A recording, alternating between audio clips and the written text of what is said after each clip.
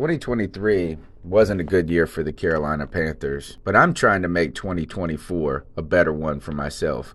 Get started on your resolutions with Factor so you're ready for the new year. Factor's ready-to-eat meal delivery takes the stress out of meal planning and sets you up for success in the new year. Skip the grocery stores, prep work, and cooking fatigue. Instead, get chef-crafted, dietitian-approved meals delivered right to your door.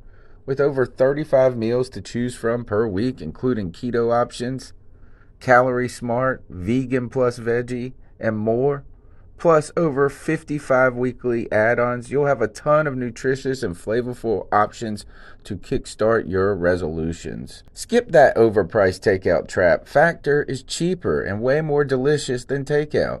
Get chef-crafted, restaurant-quality meals delivered right to your door, and they're ready to heat and eat in just 2 minutes, which means more time for you.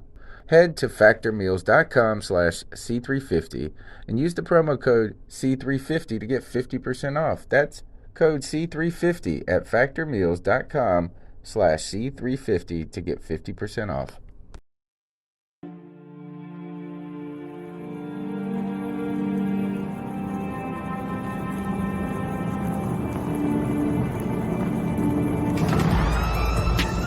In a world where Carolina Panthers fans have an insatiable thirst for Panthers news and opinions, only one podcast roars ferociously.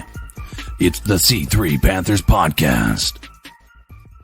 Welcome back, Panther fans, to the C3 Panthers Podcast, brought to you by CarolinaCatChronicles.com. Tonight's show is where there is smoke, there is fire. We'll be looking at the Carolina Panthers heading to Miami after losing to the Washington football team, and the questions that I have for the fans in the chat room and for the people on this podcast is this defense.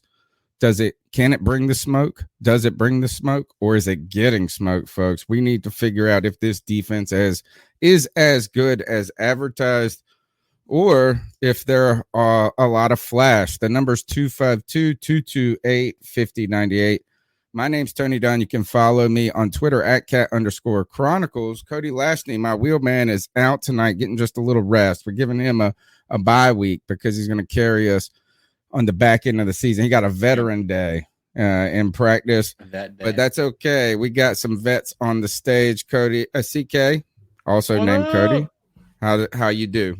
Listen, obviously we're coming into a week where, we feel like anything is possible in the league. We feel like we can do very well, or we could feel like we could do very poorly, depending upon how we come out and respond to what happened last week. But I think all in all, I think this feeling of optimism is something that's new to us, and that's something that's pretty cool. So I'm super stoked to kind of start this week, talk about the Miami Dolphins, and then kind of just look forward to the future, Greg, the bat daddy, the stat daddy, we lost to Ron Rivera. Just to let you know, your mic's on mute for when you come in hot. But we lost to Ron Rivera in Cam's first game. We were on a high. We were on the highest of highs. I feel like is this what it feels like to come down? I don't really know, man, because I feel like I should be sad right now, but I'm happier after this loss than I think I have been after any other. And maybe it's just the Cam Newton homer in me. It looked like this one was going to really, really play out to be a storyboard or like a storybook ending, but it didn't. And I don't know. I just feel more confident about the Panthers after this game. Did it seem like watching the game, everything was louder? Were they pumping more noise in? Because I could hear everything that was going on in the stadium, music and everything included, way louder than I normally could. That's a good question. Maybe louder when you're paying attention? Possibly. And what I mean by that is like when we're paying attention, Panther fans are cheering on defense when they're, because you got to cheer when the other team is on offense and we're on defense and we're quiet. So maybe we're tuning in at the right times, and finally fans are cheering. And so we don't have to hear the other fans cheering, because that's what we've heard is the audible cheers. You're like, why are they cheering right now? And it's 3rd and 10 for the Panthers. Yeah. You've heard that on the show. Maybe partially hearing that noise is that the fan base was just swayed towards the Panthers finally. Possibly. Yeah. There's still a lot of burgundy in those stands. The number's 252-228-5098. We got a good show for you tonight. Eric Summers from Cat Scratch Reader will join us at 9:15. We'll have your calls in the second half of the first hour.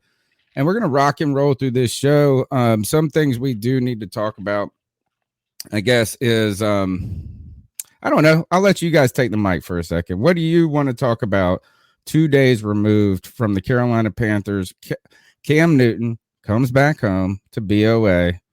Big game, scores 3 touchdowns, right? Threw 2, ran 1, looked pretty dang good. Incredible. Or better than expected for having so much time off and not having time in the system. So 2 days removed. What's on your mind as Panther fans? I'll go first. I mean, like I said, I think there's a whole lot of optimism about what this Carolina Panthers team can be. And seeing Cam Newton, here's the thing, seeing Cam Newton just jot down for that 26, 27-yard touchdown run was just something that is a thing of beauty. Like, I feel like we've been missing that in our lives, seeing like the way that defenses play us differently with Cam Newton on the field. And then you add that, combined with what Christian McCaffrey does. It's unbelievable. Like, there's no better feeling right now than being like a big fan of the Panthers and seeing these two guys go off like they are. Yeah, it's absolutely amazing because what I saw on Cam, I think the whole time I was waiting for big plays, and we did see a few of them, but I don't know. It seemed like towards the beginning of the game or halftime, I was looking at the score in the game and I was like, well, Cam's having a good game, but he's not having like a fantastic game or like a really solid game. And then I look up at the end of the game and he's thrown for 200 yards. His completion percentage is like in the 70s, high 70s. I mean, he's 3 touchdowns. And I was like, wow, he really did have a fantastic game. My biggest thing is I've had people debating with me, and not debating, but talking to me, discussing with me about whether it was any better with PJ Walker. And I'm trying to think about what PJ, like the stats may have been there. I don't even think PJ Walker had nearly the stats that Cam did in his start, right? He played well. I'll go pull it up. He didn't have 3 touchdowns. That's he for didn't sure. have 3 touchdowns. Yeah, I know that. Look, but here's the thing is that even questioning Cam after this game, and I'm not saying you can question the wisdom of Cam as an acquisition and bring him back to Carolina, the long-term ramifications of this. Well, I'll have that conversation with you. Yeah. But like questioning Cam's play on 10 days with the team against the Washington football team, which Ron Rivera knows him very well. Mm-hmm. I mean, look, 21 for 27, 189 yards, 2 touchdowns in the air, and he rushed for 46 yards and a touchdown. I mean, that's 10 attempts too on the ground. Man, like, look, this dude got a lot of work day one. Yep. And look, I've seen Cam Newton be in this system for a long time and play worse than that. Yeah. Like, I mean, if that's what we get each week right there, we be happy as a mug. Right. We'd be happy as a mug. Yeah, and we were discussing today, kind of talking about what Cam Newton's future is. Like, what do we think it'll be here? I was telling him, I think that's the complicated part. Yeah, I think that you sign him for a few more years and build an offensive line, and then you can have in a few more years have Cam Newton mentor the next guy into the spot. My opinion. That's the storybook ending that I want. So that'd be amazing. It would be amazing. Well, that we'll have plenty of time in the offseason to talk about how we're going to address this quarterback situation going forward. But I think that anything that isn't dealing with this defense right now is a smokescreen, and not that. And I'm not going to defend it. I'm going to say this is that people came out and said the defense didn't play well. People are all over Dante Jackson, even though I think he's just kind of a scapegoat in a overall poor performance, and not to dismiss his he could have played better for sure. There's a lot there to talk about. Like, I'm not trying to say it didn't exist, but I think it's just easy to point there only. This was a collective failure by the defense. And I got to ask you guys is people came out. Well, first, here's the problem. This is going to be unpopular when I say this because the defense has been the strength of this team and is the strength of this team, at least until this past week. The best coach side of the team was on the defense. The best players on this team were on the defense. The most productive players all season have been on the defense. So when I come out here, I'm critical. And when I say this, I think people will have some pause. But my question is this defense really as good as advertised? Because right now I'm looking backwards and we were making excuses that the offense was not performing, right? They were not living up to their bill. And that's true. But who has this defense truly stopped? What have they really done so far this year? Look, New York. Look, if you want to talk about best performances, New York Jets week 1, rookie quarterback, rookie head coach. First game of the You want to season. talk about another good performance was week 2 against the Saints, I believe, because we started out 3-0, and the Saints are ravaged by COVID. Jameis Winston starting. I mean, they don't have, and not that Jameis Winston starting they were worse then, but they had 6 coaches out with COVID. Michael Thomas was gone. They had some injuries there, so we stopped them. And then we go forward and we win against the Houston Texans, but we still didn't just shut down the Texans. We didn't shut them down. They scored some points. That was a game. Then the Dallas puts 250 up on us, Greg, on the ground. 250 yards on the ground. Then you get the Giants who smoke us. And a lot of that's on the offense. A lot of that is on the offense, but still the Giants smoked. Next, maybe we played well against Atlanta, you could say. I guess they suck. Yeah, exactly. We allowed a fourth quarter comeback by the Minnesota Vikings, and and then send into overtime for a loss. Yeah. So where has this defense shown to us that they are better than pretty good? Right. Honestly, with the first game, like with the exception of that, they're really just kind of showing you that they play to the level of their opponents. Well, for the most part. We're hoping that we can play somebody that's good and beat them on defense. And I don't think we've beaten a good team on defense so far. Yeah. I wanted to make the argument that it was because of time of possession, because they're out on the field so much and it's so hard. But then I went and looked up the stats, and we actually overall this year, average time possession against all our opponents is 31-54 our way, 28-28 their way, or 28. Yeah, 20 has it 28, 31-54. I don't understand. Anyway, so we actually have the ball more than the other team, so I can't really blame it on time possession. I'm going to put this up. Well, we got 2 minutes, and we're going to let's go ahead and bring in Eric Summers from Cat Scratch Reader. He's here. We might as well get him in on this conversation. Eric, welcome back to the C3 Panthers podcast. Hey guys, how we doing tonight? Good. What's up? Mixed bag, bro. Mixed bag. You know what I'm saying? Is the excitement. I've referred to it as coming down off of a high a little bit, and I don't know if I'm come down yet. So I still am on the high, to be honest. But a lot of energy expelled for Panther fans over the last 10 days with the addition or return of Cam Newton. And I even said it in this game, Eric, as we went, as Washington came back, a lot of emotions just because Cam's coming back, because Ron's coming back. There's a lot of storylines here that is an emotional component for Panther fans and players.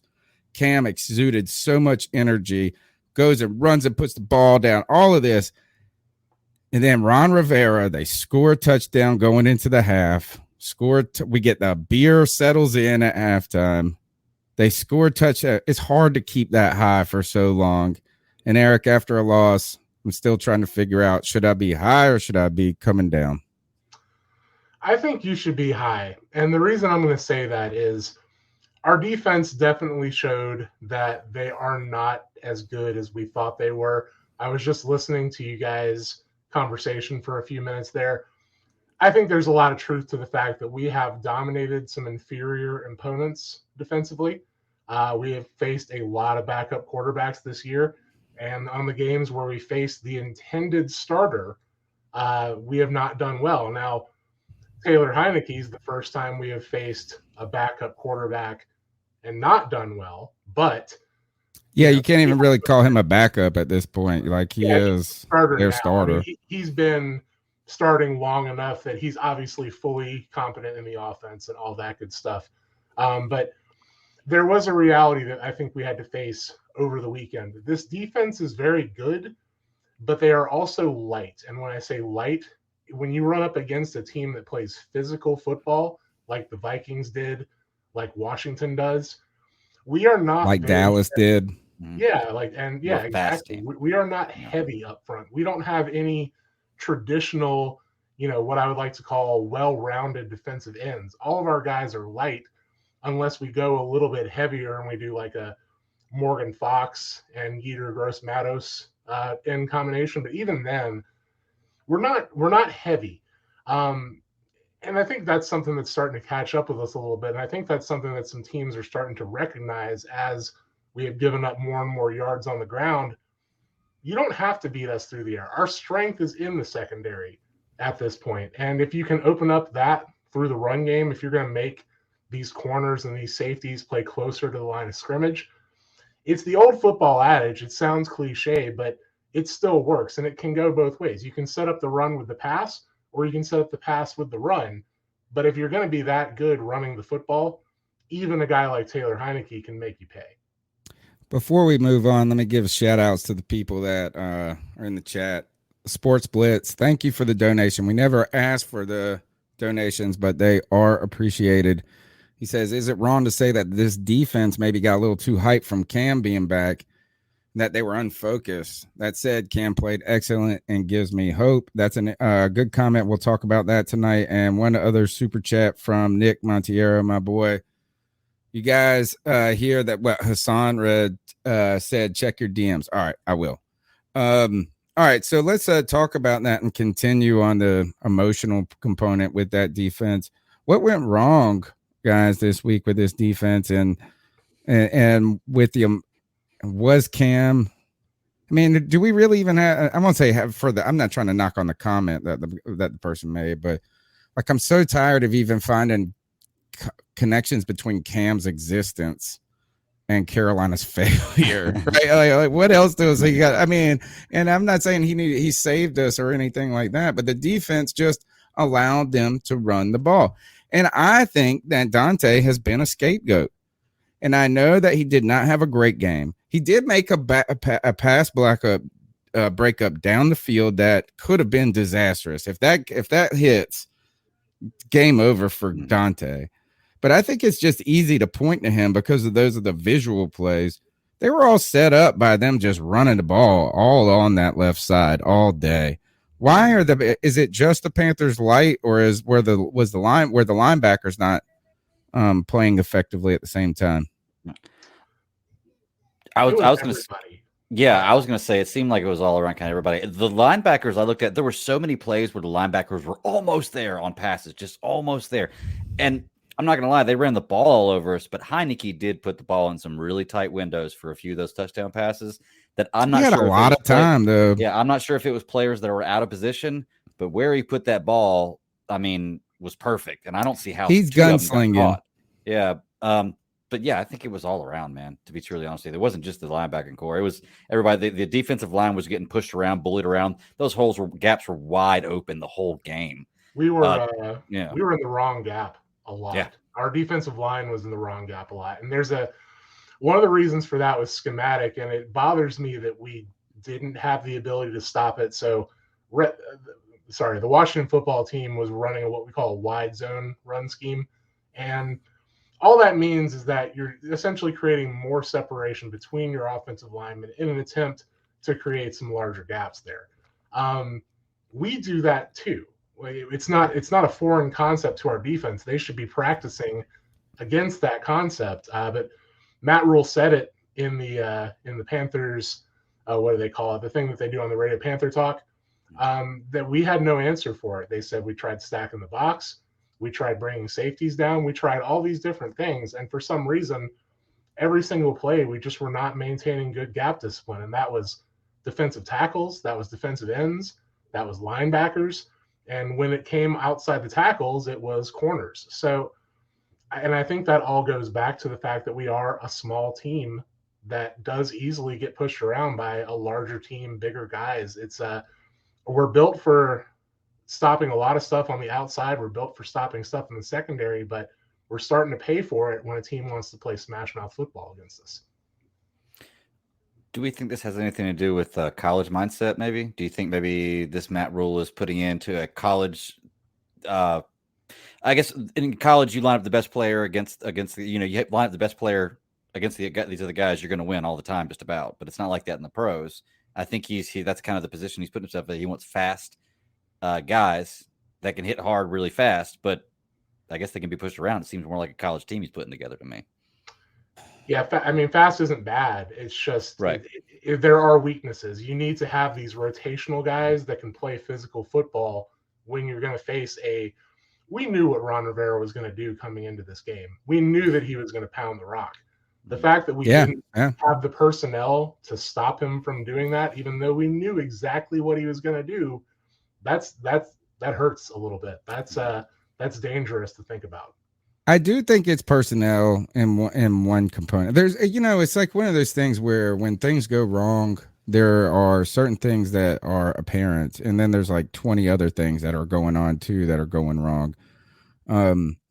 When it comes to the size of our defensive ends, I do understand like the weakness against the run at times, but I feel like Hassan Reddick has played well against at all stages. And sure, there's been times you can find run plays that have gone his way, but I don't feel like he's just been a liability. But one of the things I have said, and this was back when, remember when we drafted Kelvin Benjamin and Devin Funchess together, and we were like, oh, we were so small, and now we got to get so big.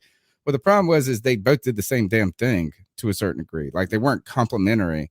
And so if you do have that speed edge like a Hassan Reddick, maybe on the other side, you need somebody more like the Charles Johnson type of player or something to complement that other player. And I tell you this, it's crazy though. I know it's easy to say that we were just bad in so many ways, but isn't it terrible when Ron Rivera comes to your house and then reminds you that his cliches are right and that every game does come down to 2 or 3 plays?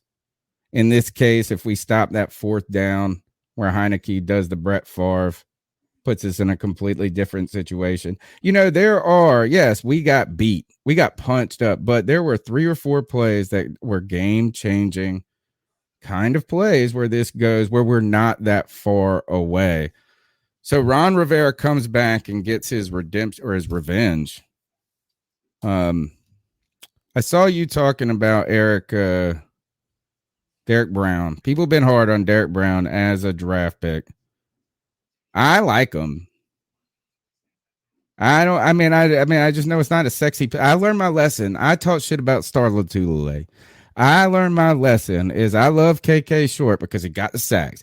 I was like, oh, I love KK Short. But I tell you, KK was never the same after no star beside him. Eric, tell us about Derek Brown's progress on this defensive line. So this is the only alarm bell I have against Derek Brown. We used to talk about the sophomore slump. We used to talk about guys who would have a slight regression in their second year, only to have a big uptick in their third year. We might be looking at that right now with Derek Brown. And I don't think it's necessarily an indictment on who he is as a player. I don't think he is the reason people are hard on him, when you spend a top 10 pick, you expect somebody who maybe turns into an all-pro. What I think we see with Derek Brown is an above average NFL defensive tackle, and that doesn't live up to the draft capital we spent on him. But I also take great exception with people saying he's a bust. What we saw on Sunday, everybody lost. Every single defensive tackle we put out there had an awful week.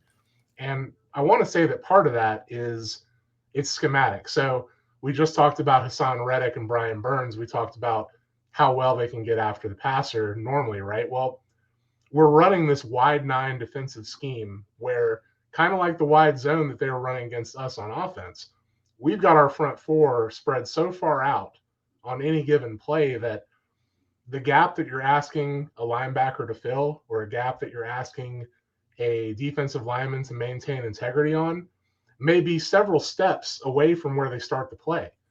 And that takes a great amount of athleticism, and not to mention, you just have to be that much better than the other guy who knows exactly where he's going while you have no idea where he's going. So you're taking 4 down linemen and you're putting them in a situation where they're essentially covering 6 gaps, and you're hoping that your linebackers are athletic enough to get to the hole when necessary. But again, the scheme that we're running defensively favors rushing the passer more than it does stopping the run. And I hate that we don't have a backup plan. Right. When that's not working, when they attack that, and against the team that's going to try to do that. And 2, that's kind of their strength with Antonio Gibson is like body blow, body, headshot, body, headshot. That's like a Ron Rivera.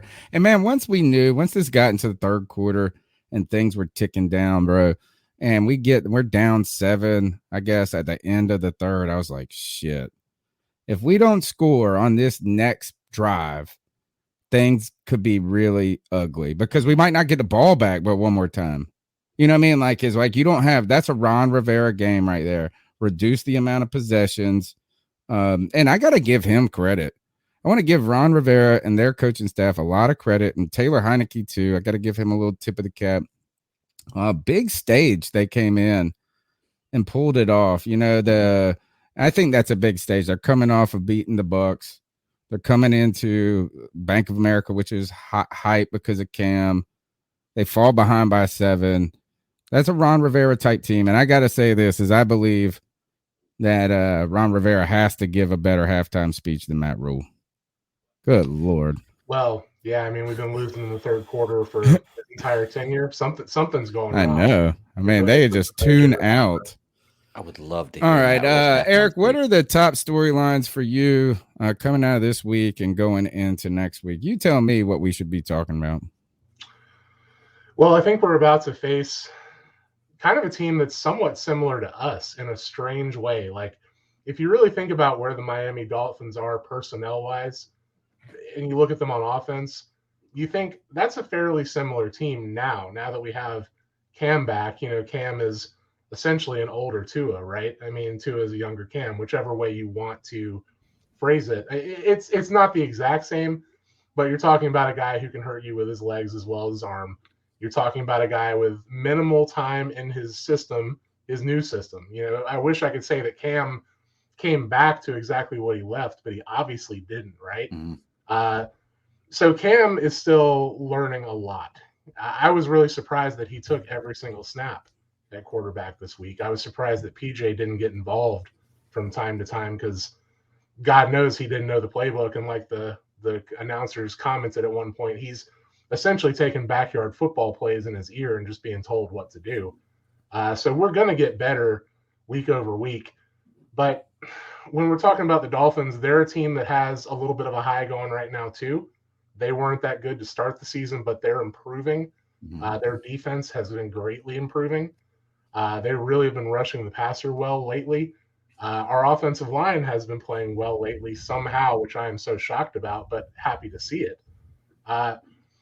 We're gonna have to correct a few things that we had against the Washington football team that obviously can't continue. We have to get back to basics on defense. We have to preach that gap integrity because Myles Gaskin may not be Antonio Gibson. At the same time, they're capable of running that football with him. They showed it this past week, right? I mean, Gaskin had a pretty good game. So we just have to go in there and assert that we still have that energy from that first game where Cam came back.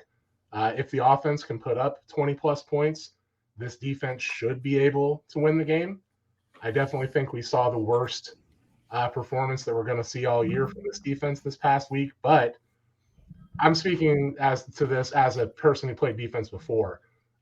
You take that shit personally. Like there's you really do. Like it's clear the Panthers have this week.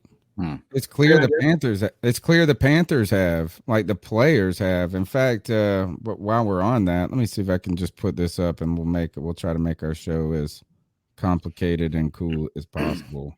Yeah, I mean, you do take it personally because the defense has kind of been looking at the offense all year, right, and saying they're the reason we're losing. Guess what, man? You were just the reason we lost. How do you respond? Do you think they kind of drank the Kool-Aid? Like they walked into that game just thinking this was going to be a breeze? They did. Yeah. I don't know, but here's Shaq Thompson on Monday morning too. I don't think this isn't even directly after the game. Tell me if you guys can hear this when it does start. It's buffering. Of course.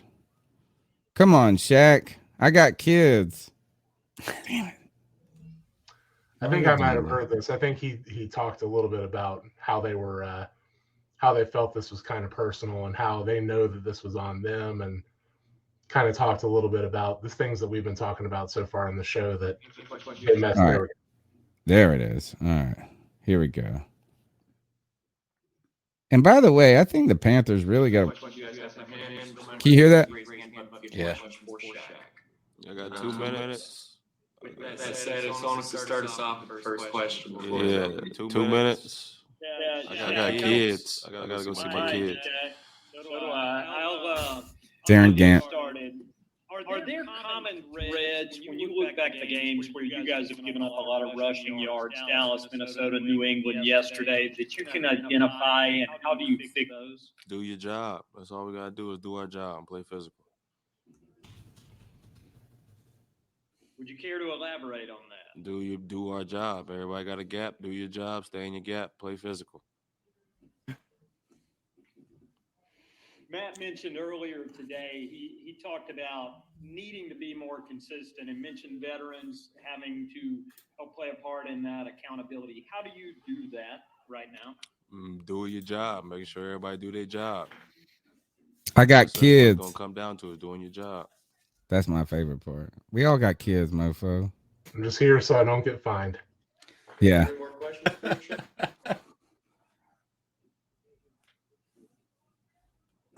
You're going to tell me it only has 2 minutes and your only answer is do your job.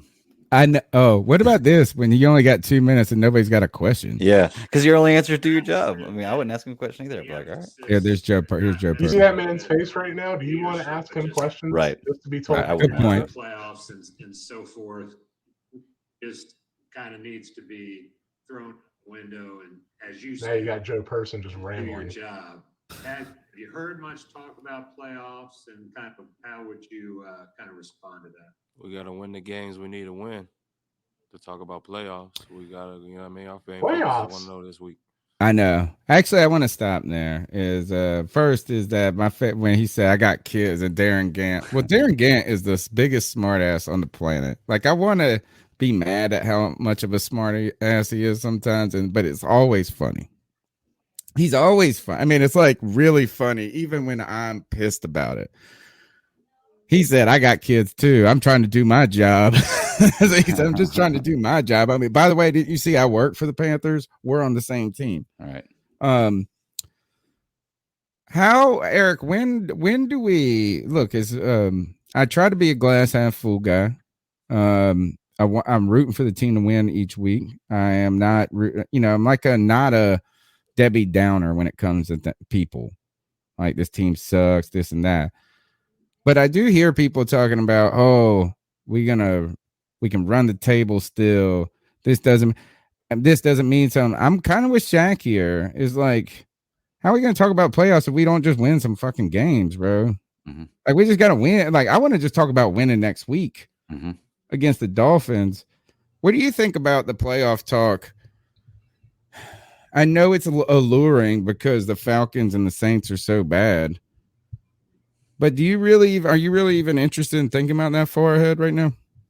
No, and I don't think the team is necessarily interested in either. I mean, the philosophy they've preached every week so far is this 1-0 mentality, right? Like, win that week, and then if you do that, then the playoffs will come, right?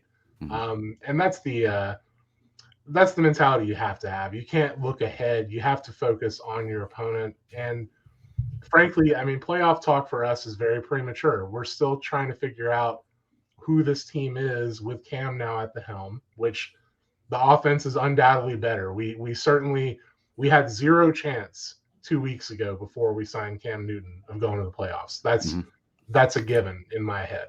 I wrote this season off, and I don't like to do that. I don't do that very much. But after that New England game, and I saw that Giants game, the two of the worst – And I'm going to ask you this, and still, and I'm sorry to interrupt, but think about this for later in the show because I don't want to put you on the spot too much.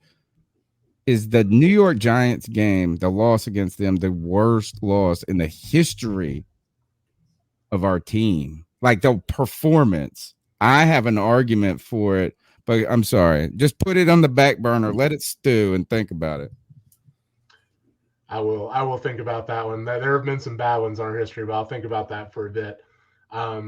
Yeah, I mean, so getting back to the question of playoffs and where do we fit in, we had no chance until we re-signed Cam Newton. Mm-hmm. We did the right thing by bringing him back because I think it was the only shot we had at saving our season. At if we do get to the playoffs, can we actually do something when we get there?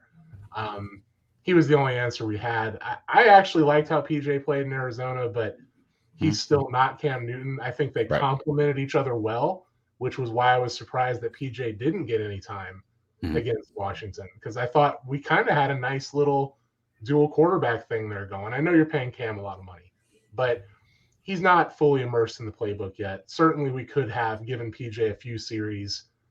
We didn't. It's fine. We scored enough points to win on Sunday. We just the defense didn't hold up their end of the job. That's the flat truth about it. And if we're going to be a playoff team, I think the offense that we saw against Arizona and the offense that we saw against Washington is good enough for us to win in the playoffs. But this defense has to start carrying their weight. These guys with these big names have to start making splash plays. I'm not blaming Hassan Reddick at all. He's been splashing all year. But there are other guys on that defensive line who are not playing up to the level. Derek Brown's one of them. Brian Burns is one of them. There are guys in the linebacking core. I think Shaq Thompson has been great since he came back. But there are other guys like Jermaine Carter that need to learn. You can't just play on instinct alone. You have assignments and you have responsibilities on every snap. And quite frankly, this secondary, for all the names that we have, it's just not been that impressive, man. Like, we should be able to run with a guy like Terry McLaurin. I know he's a great player, but when you got Stephon Gilmore, when you've got Dante Jackson, when you've got AJ Boye, when you have this loaded corner room, we really can't stick with him. I mean, pressure wasn't bad on Sunday. We got 3 sacks. We got to Heineke. I think we knocked him down 7 times, probably 10, 15 pressures. It wasn't bad. He didn't throw that often. They ran the ball 40 times. So, yeah, if we're going to talk about being a playoff team, quite frankly, we need to see better out of this defense because they're supposed to be our strength. And they just had a gut check moment against the Washington football team. So what I'm looking for Sunday, response. If we don't hold the Dolphins to less than 17 points, then I will be very disappointed, and I will think our chances for playoffs are pretty close to nil, personally. Yeah, that's 17 points. That's that break point right there. I think statistically it's like 17 points or more, you win the game like 83% of the time, something like that. Or hold team to 17 points or less, you win. So I mean, yeah, it's the defense 100%'s got to step it up. And I'm not by any means talking trash. They've had some good moments, but I just feel like if we get to the playoffs, because it's still possible with the way the league's playing out right now. Is that really what we want? Can we really compete? Even if our defense plays better, do we really feel like we're a team that can compete in the playoffs? That's the only question I have. And Cam's just getting into the playbook. I think that everybody's getting off that high from the Kool-Aid they were drinking. So maybe we'll see some changes. But just based on the way we've played, no, I don't think the playoffs is even a good idea for us. Here's where it's kind of a funky question in a way is this. If we get to the playoffs, that means we got better. Because we ain't getting there playing like this. No. You know what I mean? Like, that's the deal is like, we have not played anywhere close to that. But if we go and beat some big teams on the back end, that means we're growing. And then we can maybe say, all right, we're here. Cam does change it. All right, CK, get in there, get on the mic, ask your questions. Yeah, I mean, obviously, I think the problem we have with the way the team has been playing is obviously there's a lot of question marks, and the one part that we talked about being our kind of our North Star was our defense, and that's always frustrating to see that go to the wayside. But let me ask you this: I mean, what I noticed the past couple of weeks is an offensive line that is maybe not great, but it has done a much better job than it has really all season long. And so when you, I guess, and forgive me if you guys have already talked about this, but I mean, when you see what this offensive line has done, what is the main difference that you've seen as to what's working for them now that wasn't working for them pretty much all season up into this point? I think it's the run game, quite frankly. We have ran the ball very, very well. And because of that, that's decreased the amount of pressure we're having to face, whether it be Cam Newton back there or whether it was any other quarterback before him. People aren't just knowing that they can stop the run with a base, 6 or 7 men in the box. They know that they have to bring somebody else down, and that lessens, that creates more opportunities to throw the ball. Do you think it was PJ Walker last week that made them, held them to be honest? I mean, obviously or it's the Christian McCaffrey effect. Yeah, I think it's a multitude of things. I think there were two things at play here. The offensive line was demoralized because they realized no matter how well they protected, Sam Darnold wasn't going to get it done. But I'll level with you because I've been an offensive lineman in the past. When you're protecting nothing, you don't have a lot of, have a lot of zeal for doing what's already kind of a crappy job. Do you feel like the lack of a deep threat is also pretty much causing our offensive line to be underperforming due to the fact that there's nobody who fears our deep threat? We didn't even take a shot once last week. I mean, the longest throw was that one to Christian McCaffrey, and that was, still what, 10, 15 air yards. I mean, and I don't think that's any fault of Cam Newton. I think that's honestly, by this point, I believe this to be a game plan. It seems as though they don't want the deep ball, and I don't understand why. And maybe I can transition this into this question because I have been extremely critical of Joe Brady, right? I have been extremely critical. I have felt as though he has not lived up to any hype. He hasn't really provided any spark. It feels like I don't feel like we've won any games because Joe Brady has done, something to make us win. That's one of just my personal opinion. What do you get as far as the feeling is concerned as to what Joe Brady's impact is on this offense? And is it actually a positive, or do you feel like it's something that is kind of, the right words elude me, but do you feel like it's just lackluster? Whelming. It's whelming. Yeah. It's not underwhelming. It's not overwhelming. It's whelming. I don't know if the problem with the NFL obviously is you don't know who necessarily is calling the shots, right? Right. You don't know if Joe Brady is the one saying we need to limit ourselves on offense, or if Matt Rhule is saying to Joe Brady, let's just try to play ball control. We've got a good defense in theory. Let's just see if we can be methodical in how we march down the field and then let the defense win, which I would say going into the Washington game was probably a decent strategy, but now I don't feel quite so good about that. Right. I also think they don't quite know what they have with Cam Newton yet. We don't know either. We don't know what his arm is going to look like going deep. We definitely have questions as far as the offensive line goes talent-wise, but I do feel that we are running the ball well enough now that there are going to be some opportunities to take a deep shot. Right. And I don't know if somebody is telling Cam not to do it, if they don't feel comfortable as far as Cam's familiarity with the wide receivers yet, or what it is. There's just so many variables. We do have to start taking those shots though, because the fact that we're getting 5 yards per carry-ish without a deep ball game is pretty impressive, quite frankly. So I would love to see what this offense could do if we would just uncork a seam route or a vertical every once in a while to somebody not named Christian McCaffrey. God knows Robbie can burn people. DJ can burn people. I mean, the players are there. I just don't know why we don't. Even if we think it's going to be incomplete, just do it to show that you're willing. Didn't he zip one to Trimble this game? It was that was a weird vertical pattern. It wasn't a 20+ yard play though. He caught that. Was that the trick play? That might have been the pass backwards. That might have been it. I think this is I don't even all right. So I think that if we talk about the deep ball and the entirety of the Panthers season, we can see it as a problem, right? Like it just hasn't worked. It hasn't happened.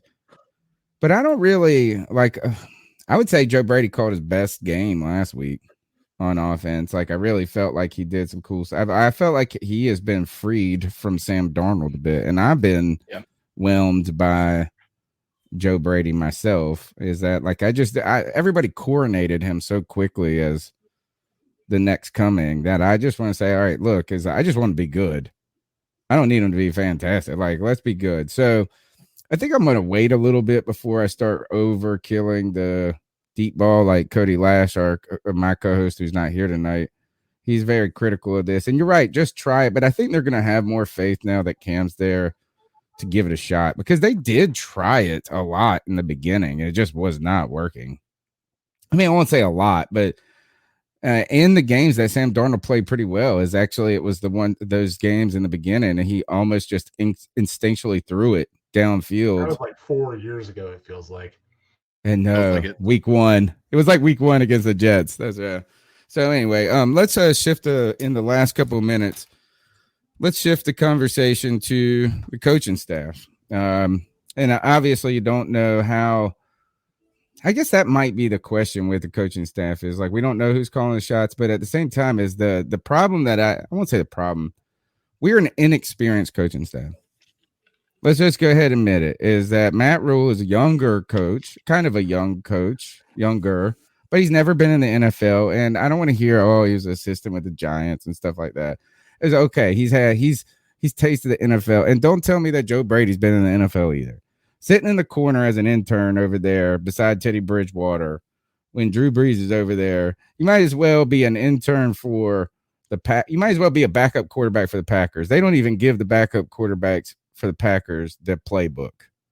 Kirk is sitting at home playing PlayStation trying to learn the playbook because Aaron Rodgers guards it like crazy. He's like, it's in my head. But this coaching staff doesn't have what's that?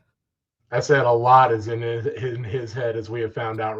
He's done a lot of research. But the coaching staff is inexperienced. It's outside of Phil Snow, just because he's old. Not a ton of experience. So, look, as I really feel like Joe Brady's calling the plays, right? I mean, when we look at the communication, Matt Rhule's just over there stomping up and down, yelling, looking exactly.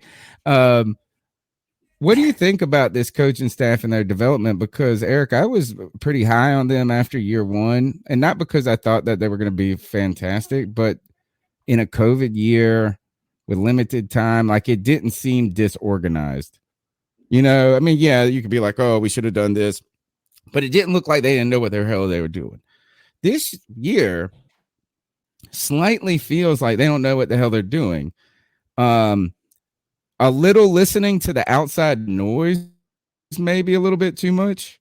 Like in week 1 or 2, we were critical about how much they were using Christian McCaffrey, and then the next week they're rotating. Then you get the crowd booed them into going for it. Yeah. So, where do you see? Is this Matt Rhule or Matt Fool?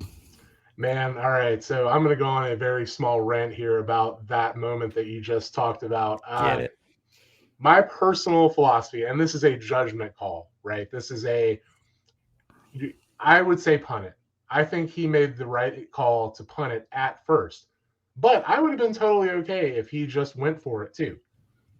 I just want the man to be decisive. Right. The indecision. Yeah, this is I agree. the first time that we've swapped out units only to call timeout and march out the unit we just pulled off the field back on there. And that is so bad for so many reasons.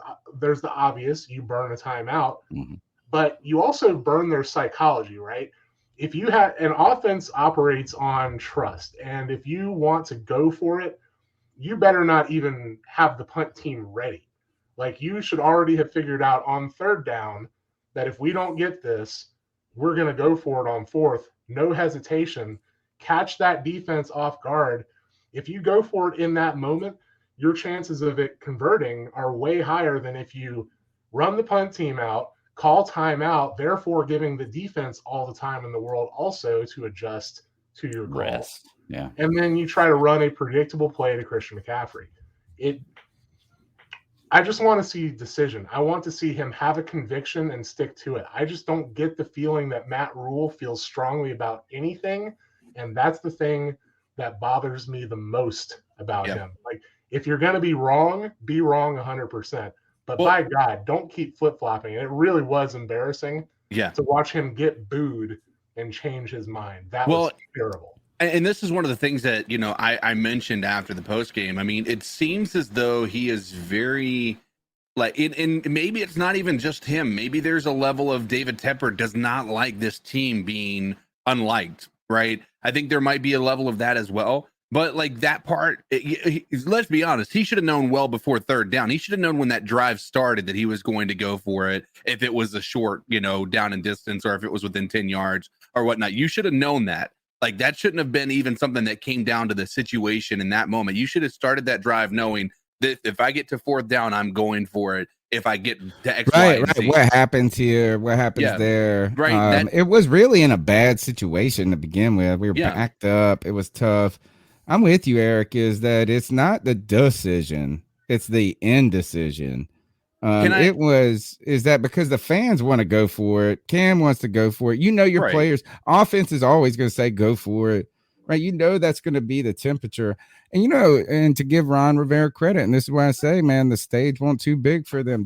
Ron Rivera didn't do those things. He might have been stubborn as fuck and say, we're going to punt with under 2 minutes. And it worked. That Saints game. I don't know if you guys remember. I think it was the rain game. We punted. And it was like at the 2-minute warning, and you're like, oh, God. And then we came and won. But it's that, like, intense confidence in your own decision. And right now, that's the big question mark with this staff, particularly Matt Rhule and Joe Brady for me. I mean, to the fact that, like, the media saying, well, why aren't you running the ball more? And then he comes out and says, we got to run the ball more. And then they run it 40. And then it takes 2 weeks for them to do it. And then they don't do it. It's just – I thought we were on the right track after last year. And this year, even though we're winning games, I don't feel that they are exuding confidence in themselves as much as I would like them to. Right. And one thing I'll even bring into the equation on this too, and it's an unpopular opinion, I can tell you that much right now, is I almost would have rathered him not sign Cam Newton, because that almost feels like another move that was just egged on by the Panthers fans. Right, it's something that I've been listening to our show, dude. Yeah, he's listening to the fans in general, which I know we love that as fans, but in all reality, as a football coach, you want all outside noise to be irrelevant, right? And let's be honest, I mean, we needed Cam Newton. Like, I think we all agree on that. But I think it also just shows a pattern of somebody who's, like you said, indecisive, who doesn't know what he like if he made the right decision or not. Right, he's been constantly second guessing it. Again, we've been all calling for Teddy to not be the quarterback after that first year. But I mean, at the same time, you didn't give Teddy a second year, right? You signed him to a 3-year deal, and I don't care if you say that it was Hurney or not. It was a Rhule decision. It was a Brady decision, and you gave up on him after a year. Sam Darnold, it sounds like they're going to be doing the same thing, possibly, even though they're in the position where they're. Oh, hell yeah, he's done. He ain't ever playing for the Panthers again, bro. Right. I thought it looked funny seeing him stand by the sidelines. They didn't even show him. They just showed half of his face on the thing, like he was hiding. That dude might as well not even be standing on the sidelines. He is dead to the organization, the fan base. It doesn't matter if he actually is on the roster or not. It's over. His career's over. I mean, I hate it for him, but whatever happened in his psyche in the Dallas game, he'll never recover from that professionally. It's done. I do. So I want to say that, was the decision to sign Cam Newton motivated by the fans? Well, of course we were calling for it, but let's also be real that Cam Newton was the only guy sitting on a couch waiting to have a contract that could possibly do anything for any team losing grip on its season right now. There was not an offensive lineman to be signed. There was not any other players just sitting out there on his rump that could make a difference in a single signing like Cam Newton could. We had a big problem at quarterback, and the only feasible solution was Cam Newton. So that was, in my opinion, something that would not have happened in the old regime that did happen Agreed. here. I was happy to see some personal growth, if you want to call it, within the organization to say, we screwed up, but to do something that's good for the team, let's bite that bullet and bring Cam in and see if we can't salvage the season. It was the only thing they could do. Now, they could have not done it, and we could have lost every other game that we played, and I guarantee you we would have. I guarantee you we probably only would win one or two more. Or we could do the one thing that makes this team interesting again. And by God, I mean, 2 games in, we can say right now, weirdly, that the offense and the offensive line, mind blown, is not the problem right now. So the defense has the personnel to be better. They're young. We're kind of waiting for that youthful, that aha moment, where they kind of all put it together, where they feel like they're really a unit out there and they recognize that their athletic talent is superior and that they just have to play the way they've been coached, or at least the way we hope they're being coached, and that they can win football games. Because I'm here to tell them, and if they're listening right now, I hope they are listening, you guys are talented. This defense is supremely talented. Just play within yourself. Do what you're being taught to do schematically. Honor your gap assignments. I know that's not a sexy thing to do, but by God, it's the way you win football games. Just be the players that you've been your entire lives, and the wins are going to come. I want to, going forward in this season, so I guess you're right, is that Cam Newton is the only guy that could make a difference. And you also are right that this is an institutional change in us, like not just quitting. Or not quitting. We never quit, but we just never tried to adjust on the fly. I actually think the real move that shows this is Stephon Gilmore and CJ Henderson, even though CJ Henderson hasn't done anything. As soon as JC Horn went down, this team said, we can't let this whole defense go to waste because of an injury. Despite, a Ron Rivera team. And arguably, that's what Ron Rivera is doing by starting Heineke or something like this. Is he would have just said next man up, and we would have just dealt with it, or at least that's how I felt like we would have. It does feel like there's a change, sense of urgency. I do. My question, I guess, it's more of a point, and this is I almost need the coaching staff to grow as quickly as this team grows. And I'm not trying to say they can't, and they're the shit, and they're awful. I'm not trying to dump on them, but we need progression from them, just like a player, and coming in from their first year to their second year. They need a good back end to this season, and they had the opportunity here in Bank of America to start kind of that trend, and that's where I'm looking towards, is this team playing better. And there is a lot of execution stuff. But, man, this staff's got to get them clicking. And go ahead. I was just going to say that's also a continuity problem, too. You've got Stephon Gilmore is just playing his 3rd game. CJ Henderson came in partway through the year. Cam Newton, been here for 2 weeks. All these people were not here with us in training camp. So even if we have made up some time, they're still not as far along as these guys that have been here the whole time, but yet we're relying on them disproportionately, even though they only know half of what they should. It's going to happen eventually, kind of thing, and maybe this all bears fruit next year. But if the word inside that building is we're still playing for the playoffs this year, then the moves were necessary, but it may take some patience on people's parts. That's all I want to say on that. Are they going to be able to afford this team next year? It's got to be this year. We do get a lot of money. Yeah, we're going to have a lot of free agency money, but the problem is we're going to have a lot of free agents. Right. And Hassan Reddick is going to command $1 billion.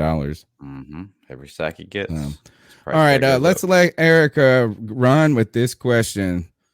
It's we're halfway through the season.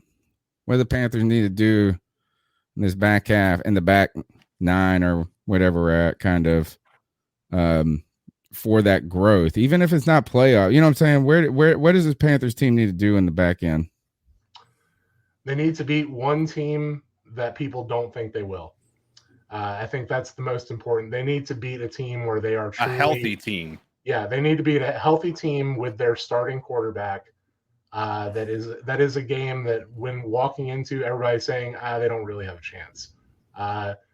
All it's going to take is one premier win, and I do think you have that chance of that youth believing in itself. I mean, I think I said this earlier, the talent is there. I think there is a lack of confidence, and I think there is a, when you're 23 years old, the worst thing that can happen to you is not believing in yourself. Right now, I don't think that a lot of that locker room feels comfortable because the defense that thought they weren't the problem all year long just found out that, hey, you might be the problem. And I think we saw that in Shaq's face in that press conference. Like, he looked a little bit shell-shocked, and it's not like they had the train run on him, but at the same time, like, they had been saying, they basically had been looking at Sam Darnold and going, that's your guy. We've been keeping you in games. That's your problem. Now, all of a sudden, they fail on a spectacular level, and everybody goes, we changed the guy. We gave you 21 points. Why did you give them 190 rushing yards? That is one of those moments where you can either respond, and we're going to find out this weekend. You're either going to show what you're made of and make a statement against the Dolphins, a team that you should be able to beat, or you're going to lie down and die. Yeah, that's the way I feel. The good news is that with the NFL, it's a coin flip each and every week this year. It's crazy. It's like it's the most bizarre year in the NFL, in my opinion, I've ever seen, trying to figure out who's going to win. And here's my prediction on that team that we can beat, that we shouldn't beat. It's the Bills. Man, one week they're the best team in the league, and the next week they're just bumbling idiots. I don't understand what's going on. I saw that they broke Pro Football Outsiders DVOA or like whatever from week to week is the algorithm. So, Eric, fantastic stuff tonight. Tell them how they can find your work on Cat Scratch Reader, which is a great read for everybody. I mean, this got to be the longest running blog out there. This is the Panthers blog to go check out. But tell them how they can find your work, not only there, but also social media. Well, as you said, catscratchreader.com. We've been around for a very long time. We've got a good staff. We got a pretty good following out there. It's I don't want to say it's a well-kept secret because we definitely have a lot of traffic. But if you want a source of news that isn't all rosy all the time, that's more realistic, I think we're the ones bringing it. I think a lot of other sources put a pink lens on it a lot, and we kind of tend to tell like it is. So catscratchreader.com, that's where you can find me. That's where you can find all of us.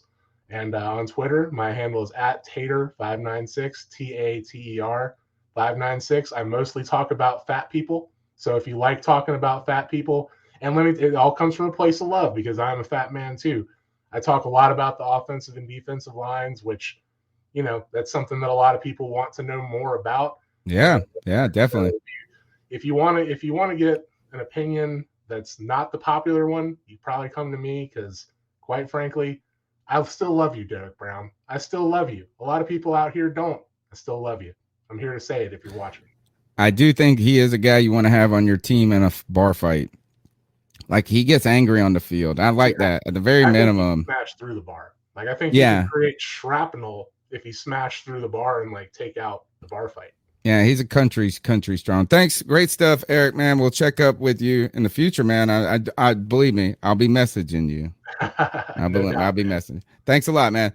Yeah, thank you. All right. Eric Summers, Cat Scratch Reader. Good stuff there. The fat people connection. I do want to, and Nick, if you're listening out there, did not forget your message. He said this, and I wanted to pull up the Hassan Reddick, but I'm going to kind of try to power through. Says he sent me a Joe Person tweet, and it said Hassan Reddick says the Panther leaders need to throw out the buddy stuff aside and hold everyone accountable. I wonder what he was in.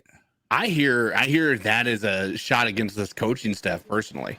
Really? Yeah. Against Yeah. the coaching staff? That's what I hear, because like here's the thing is, number one, I feel, I feel like you have he's talking about the guys beside him. I mean, yeah, but I also think that, when you hear the leaders on this team need to get done with the buddy, like, I think personally the leaders on this team are Matt Rhule. Right? I mean, maybe the on this team would allude to it being the team, right? But like Matt Rhule is the leader, right? So I mean, and let's be honest, I didn't read it like that. This I is awesome personally how read it you that can way. read. Everybody can look at something and get a different message. I think it's an interesting. Yeah, I read mine like Tony. Like I didn't hear it like that either. But I see your point. I was thinking he was talking about like Jermaine Carter. I mean, Jermaine Carter, that's secondary. Like, I mean, they're there's fucking around. Like, y'all hold your the bag, bro. Y'all better do what you're supposed to do. Interesting. The number is 252-228-5098. We'd love for you to be part of the conversation. Let's go ahead and jump into the cat calls, guys. So what are your thoughts on cat call? Yeah, it's pretty. You shouldn't do that to somebody. And how did that make you feel? Very uncomfortable. So how do you think catcalling makes the person feel? It feels good, like. Who's that cat sitting in the back corner with his face buried in his nose? Who's that kid that can use one?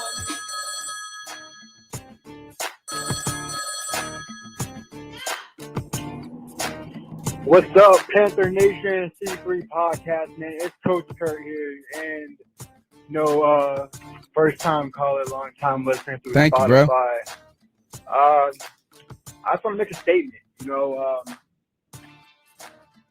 We lost, all right, but we can say it's because of our defense now. We can't say like our offense wasn't performing. Right. We can't say we have a bad quarterback, Joe Brady did make a questionable call there at the end not to have CMC, and for a play that obviously we need our all hands team on there on the offense at the time, but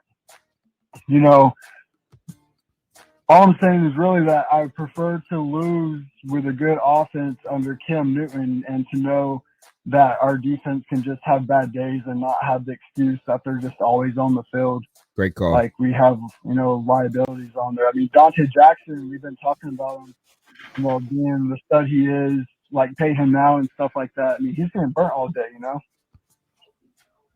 Just saying it feels good to have an offense and to see that we have more flaws than just our quarterback position.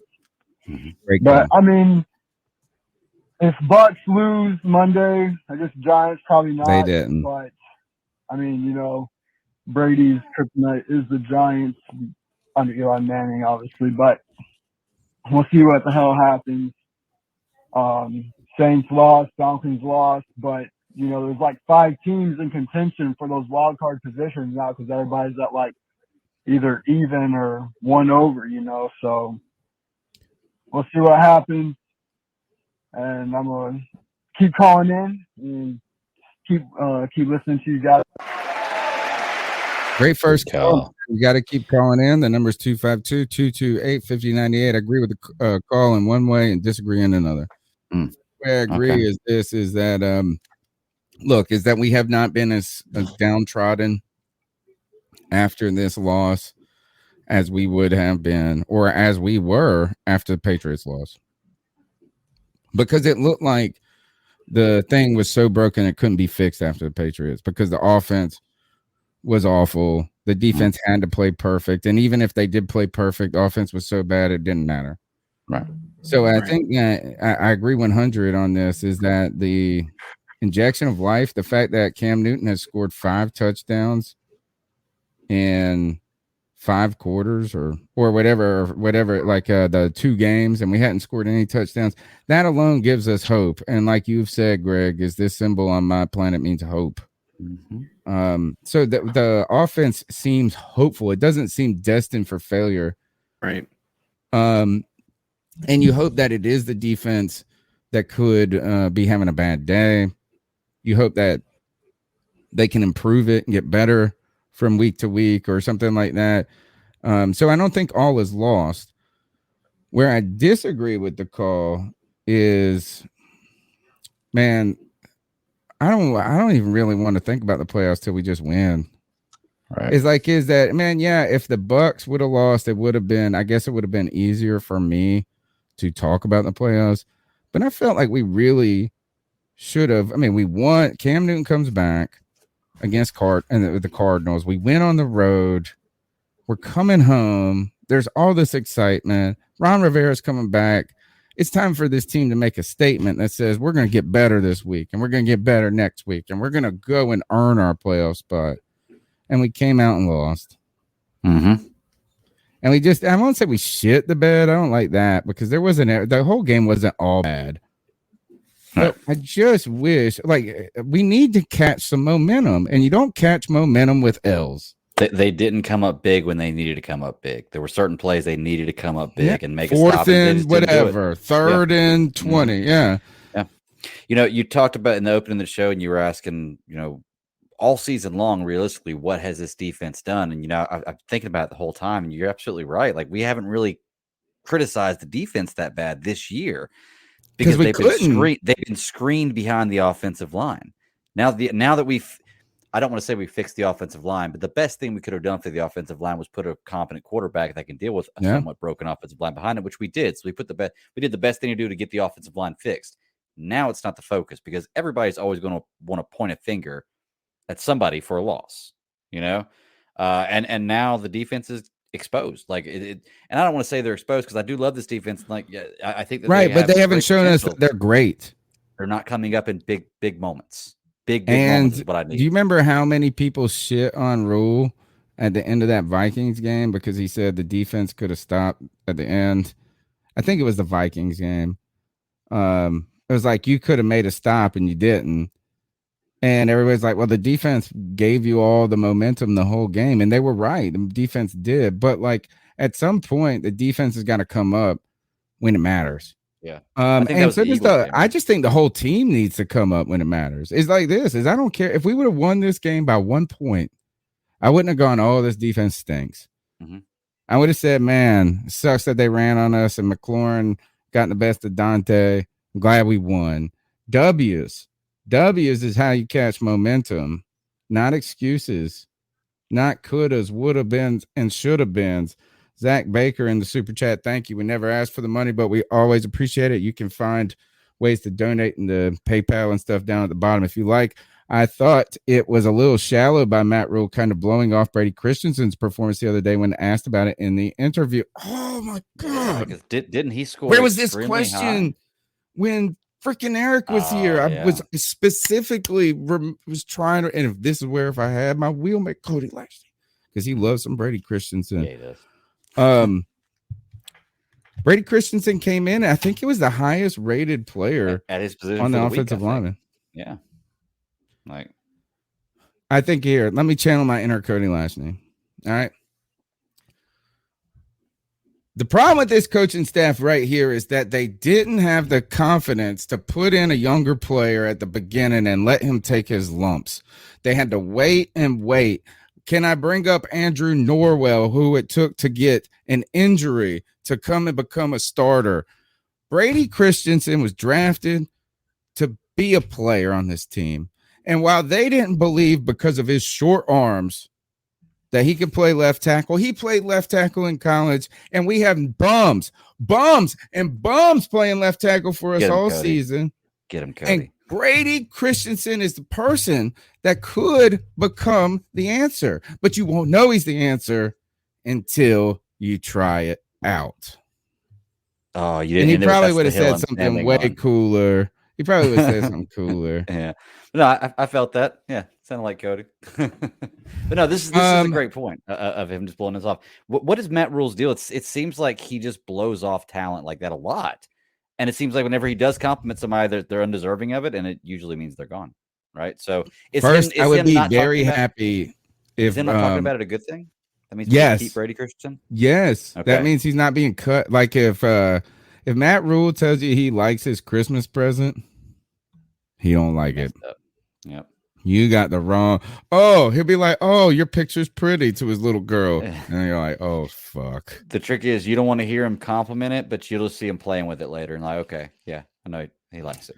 Yeah, exactly. No, I don't think I won't go as far as to say that he blew it off. Actually, you know what? Maybe you're right, Zach.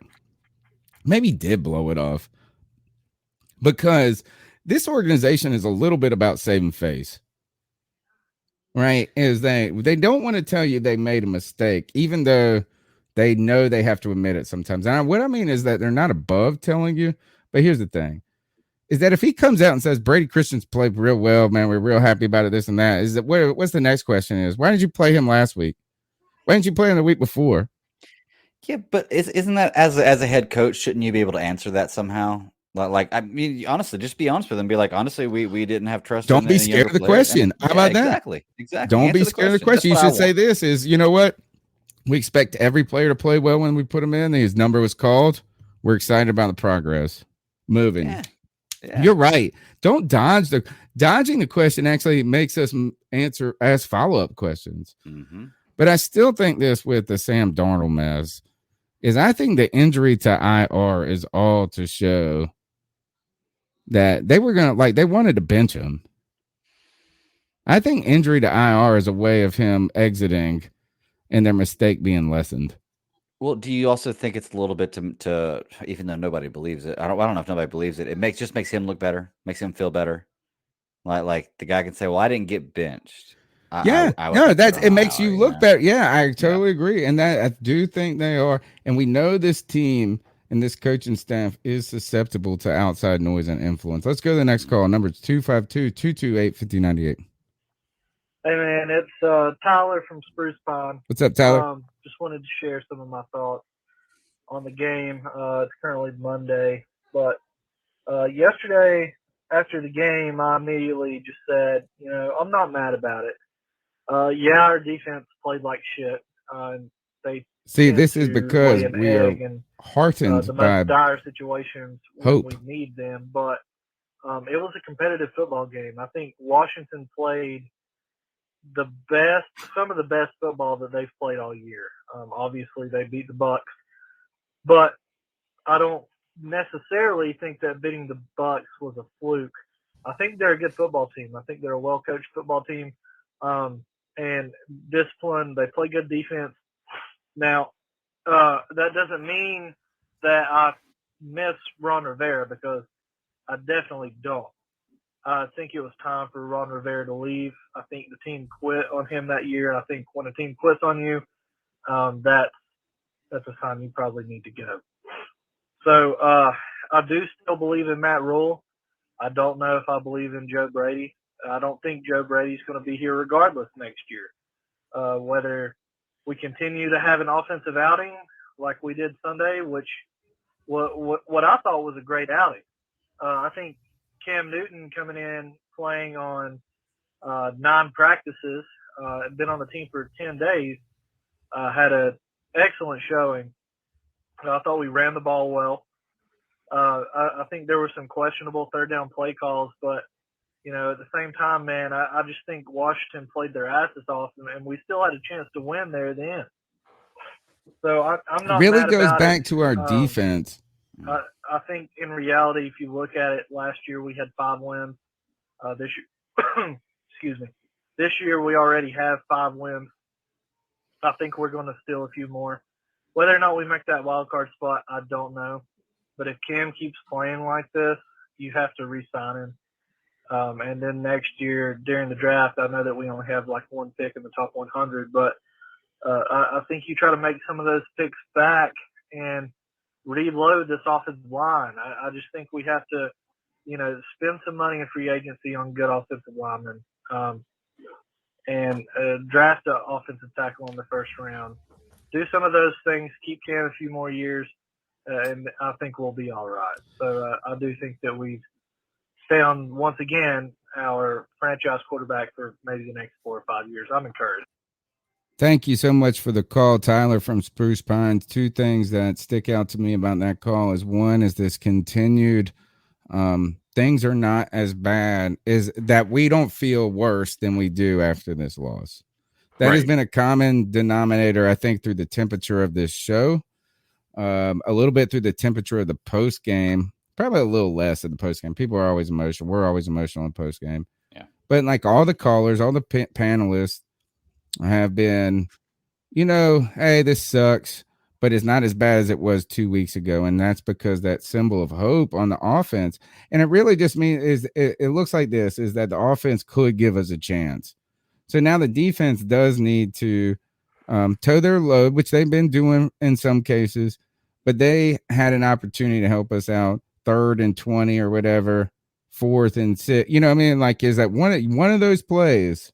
If they would have just broke Heineke's back in that pretzel play, yeah, he wouldn't have gotten the 4th down conversion afterwards. So the hope is one thing going forward.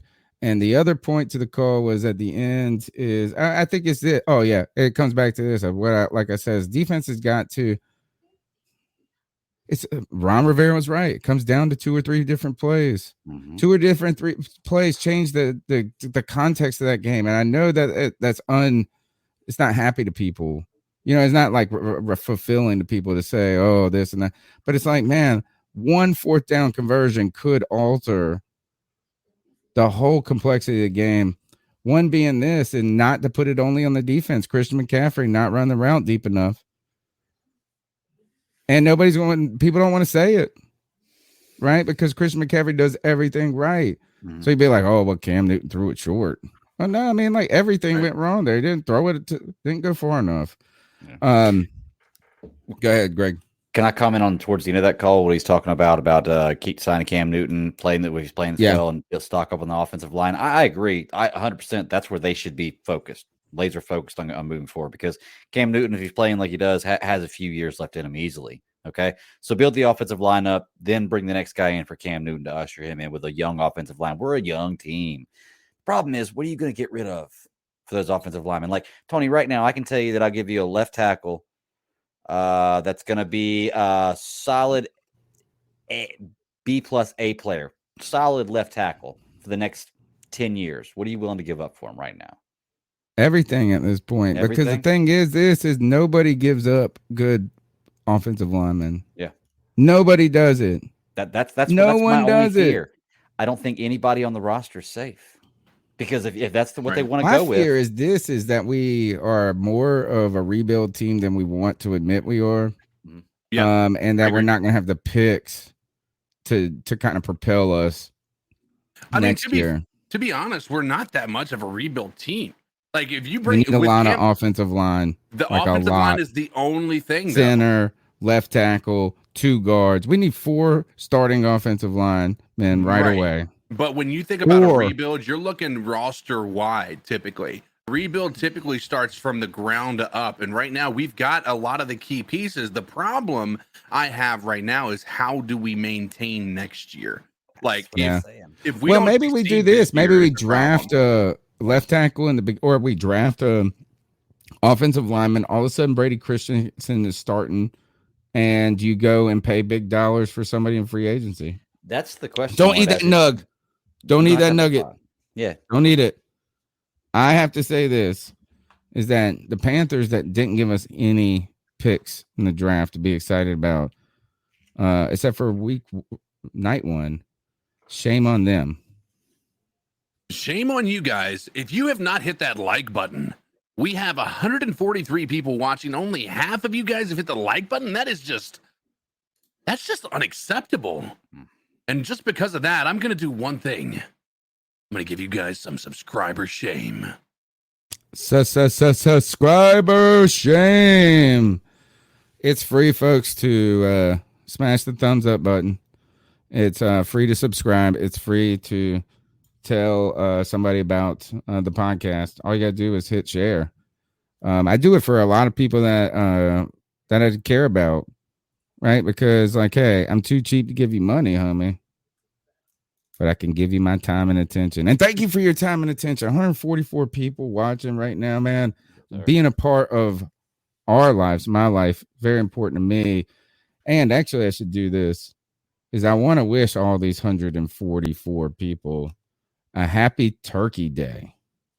And I might even have, here's a little. Let's Talk Turkey. An educational film strip presented by... And he's run two of them back this year. 3rd and 6. Romo from the pocket. He is picked off. It's intercepted by Kurt Coleman. And Coleman breaks the tackle. He's at the 10. He gets around Witten, and he's going to find the end zone. Carolina, 59. 5 yards. 2nd and 13. Romo, pocket seal. Able to throw it, and he's intercepted by Kuechly. Kuechly inside the 20 to the 10 and to the end zone for another Panther defensive.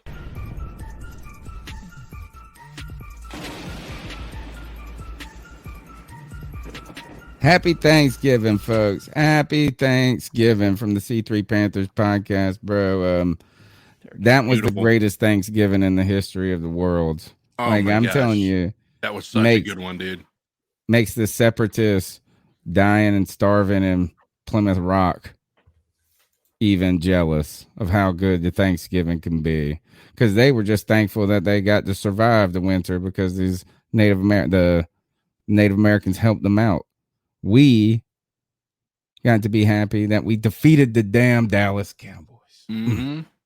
And that was one of Romo's last games, too. I think that might have ended his career, actually. That was the one where Thomas Davis broke his collarbone again, wasn't it?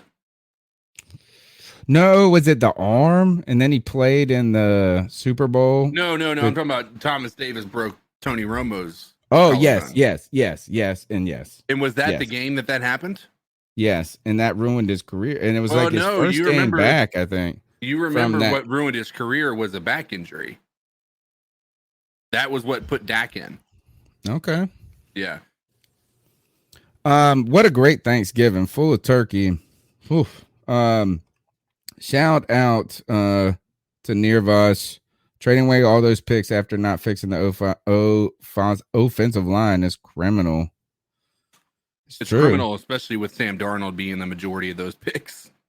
That's the stupidest thing I ever heard. It is the stupidest thing I ever heard to trade away picks. And while you didn't pick an offensive lineman in the draft, at some point, the offensive line is not going to make itself better by itself. You got to put some. And by the way, Nirvash, that your statement was not the stupidest thing I ever heard. Them not addressing the offensive line is the stupidest thing I ever heard. All right, let's go to the next call. Actually, let me see which one we're on. Maybe this one. What's going on, C3 Nation? It's your boy Jay Anderson hitting y'all up.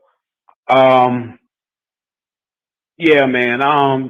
The whole Sunday, that's been done and over with, man. It's time to move on. Hopefully the boys will get it together and, get it together and get some wins. Hopefully we get 9 wins.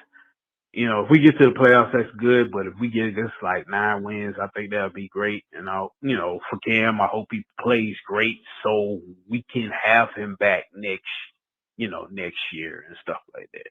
At the same time, y'all know me and this coaching staff. I can't stand this coaching staff. I think the coaching staff is bad. I don't think they have improved anything. That's the thing. It's about improvement. They're not improving. Bill Snow has improved the defense. Right. But I don't think, he has, they got talent, but at the same time, with the coaching staff, the discipline ain't there. And usually you're supposed to improve your discipline. I mean, like with these penalties, it's crazy. Like I'm looking at the stat and I know we shouldn't compare him to Ron Rivera, but it's going to happen. I mean, if you look at Ron Rivera, first year to his second year, in coaching, Ron Rivera had the most, he had the 7th most penalties. His team had the 7th most penalties in 2011. Then he ended up next year having the 10th fewest, penalties, all of, in the whole league. And I mean, if you look at throughout the whole Ron Rivera era, for fewest penalties, they were in the top 10, and I didn't think that. I'll be honest, I had to look this up, and I was even like, wow, like I didn't know they was in top 10 of fewest penalties. But if you look at Coach Rhule last year, they was like, what, 13th in penalties, 91st? I'm like, that's bad on coaching.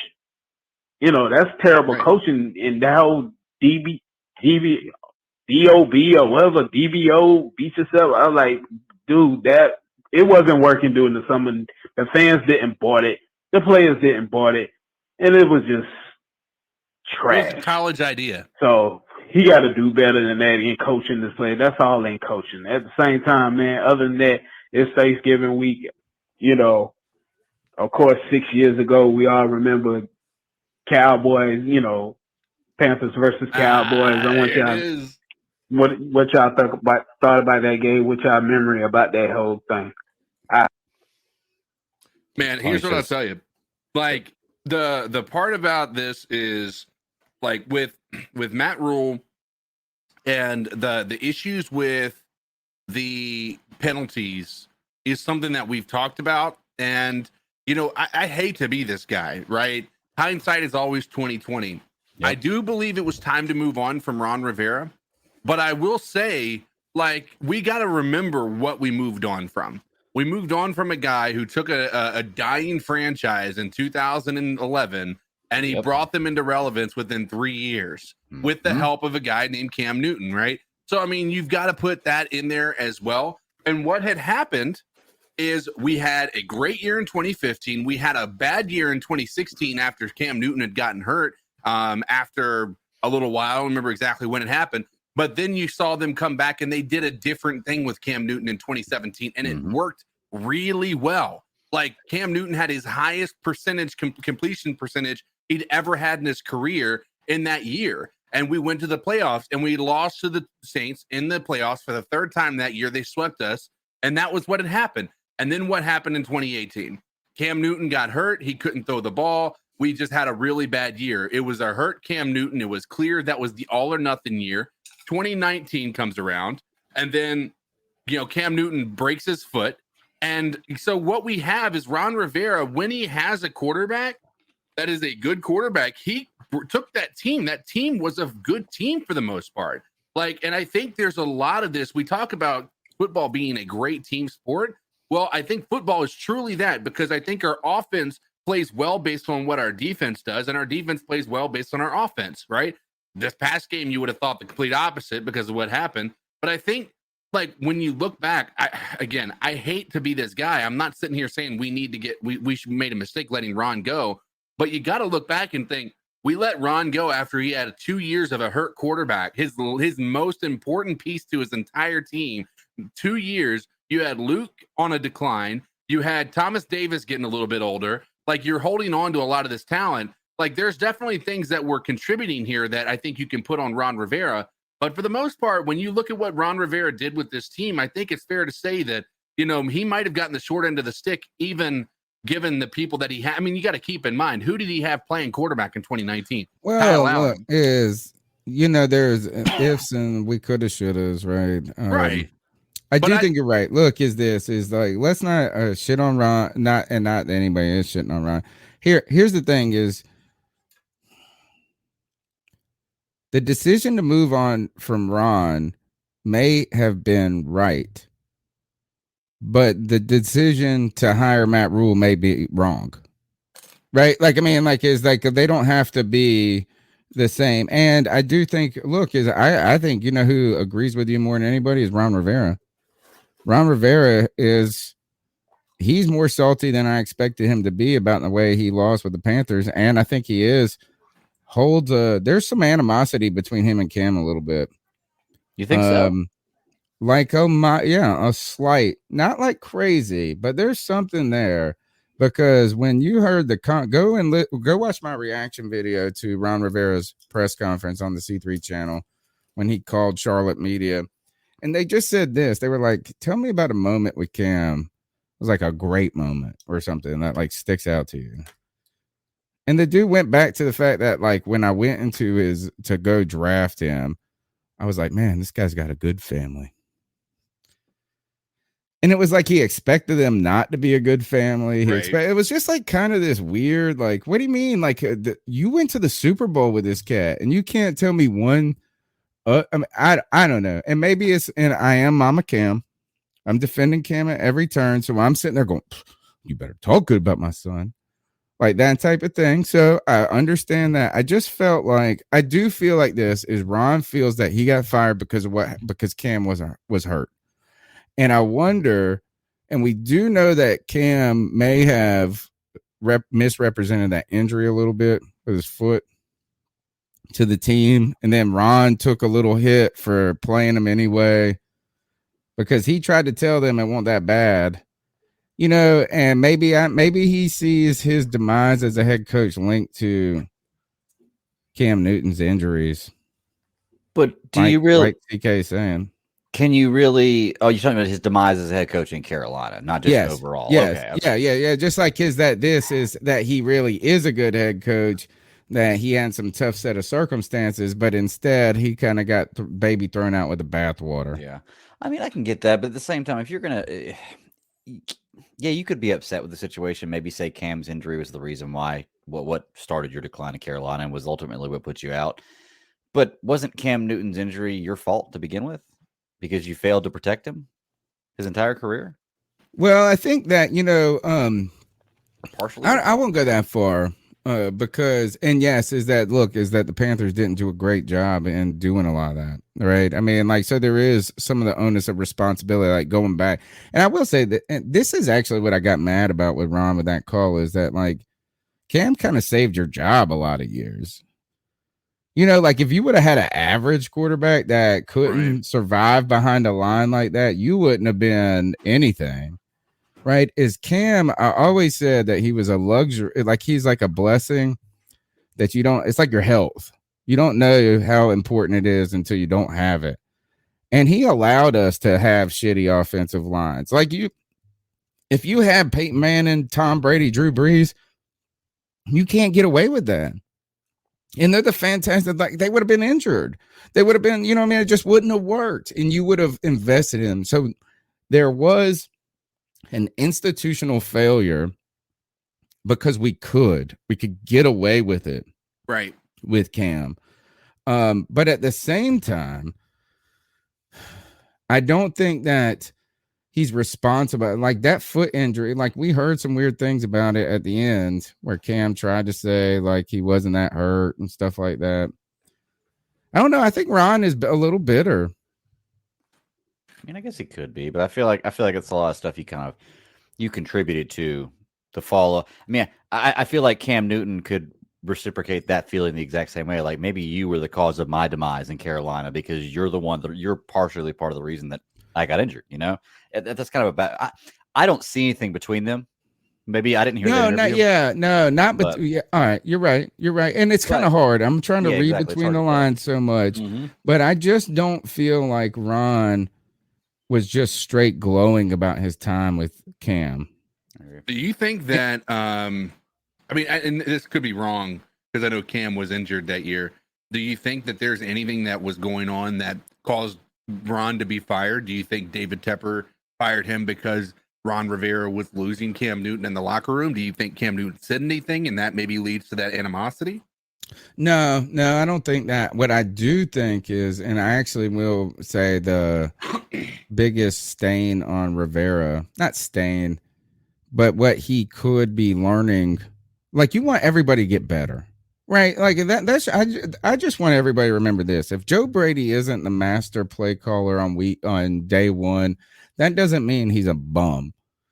Right. If Matt Rhule doesn't win this week, it doesn't mean he's a bum. Like we want to see like what the story is for these people. Now, Ron's story was pretty good here in Carolina. Right. There's like but it was not without its own questions. Look, Ron Rivera's on the hot. I always say this: Ron Rivera coach. You want Ron Rivera to coach well, is tell him you're going to fire him next week.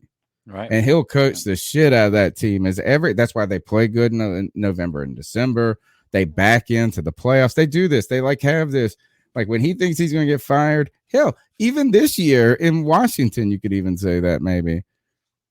What I think Ron did is allowed the roster to become too veteran. And we talked with Louis T last week and about him learning from that, or hopefully learning from that.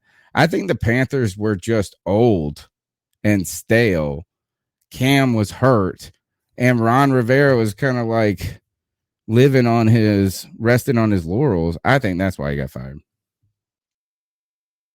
And it just needs to change. I do want to point out this. If you're looking on your screen right now, there's some merchandise. And when I say merchandise, I'm not like a good salesman. In fact, I am the worst salesman. I hate selling shit. I am the worst salesman. I usually tell people not to spend it. Can't be that bad. I have all of those. So I probably gave half of them to you. That's another example of a give me a bad couple, salesman. but I know I bought a lot of those. So, look, I got some stuff that we've printed over time. The I Stand With Cam shirts are coming in the mail right now from the print shop. You can buy a Cam Wow. How awesome is it that those become relevant again? Put it in the bank t-shirt. Very cool one. Put that Lombardi in the bank. So go check that out. That's another way you can support the podcast, but really you can support it by just smashing the thumbs up button, be a part of the conversation. And you can do that at 252-228-5098. Let's keep going. Hey guys, it's Joey. Joey. Again. Or not again. It's my first time calling. Thank God. I was like, I missed the call. Shit. I'm sober. I just want to say, yes, that was my first time sitting in the nosebleed Sunday because some other people in my family had the tickets we would normally get. But I enjoyed sitting in the nosebleeds way more because, I mean, it's kind of limp dicks on when we sit. It doesn't matter. You're the only person. It doesn't matter where you sit at. And the next thing I was going to say, yes, it was very loud there. They were not pumping any noise. It was a legit loud game. Okay. That's what I want to know. But I really called to talk about the Dolphins. Joe Brady sucks, and Brian Flores likes to punch teams in the mouth.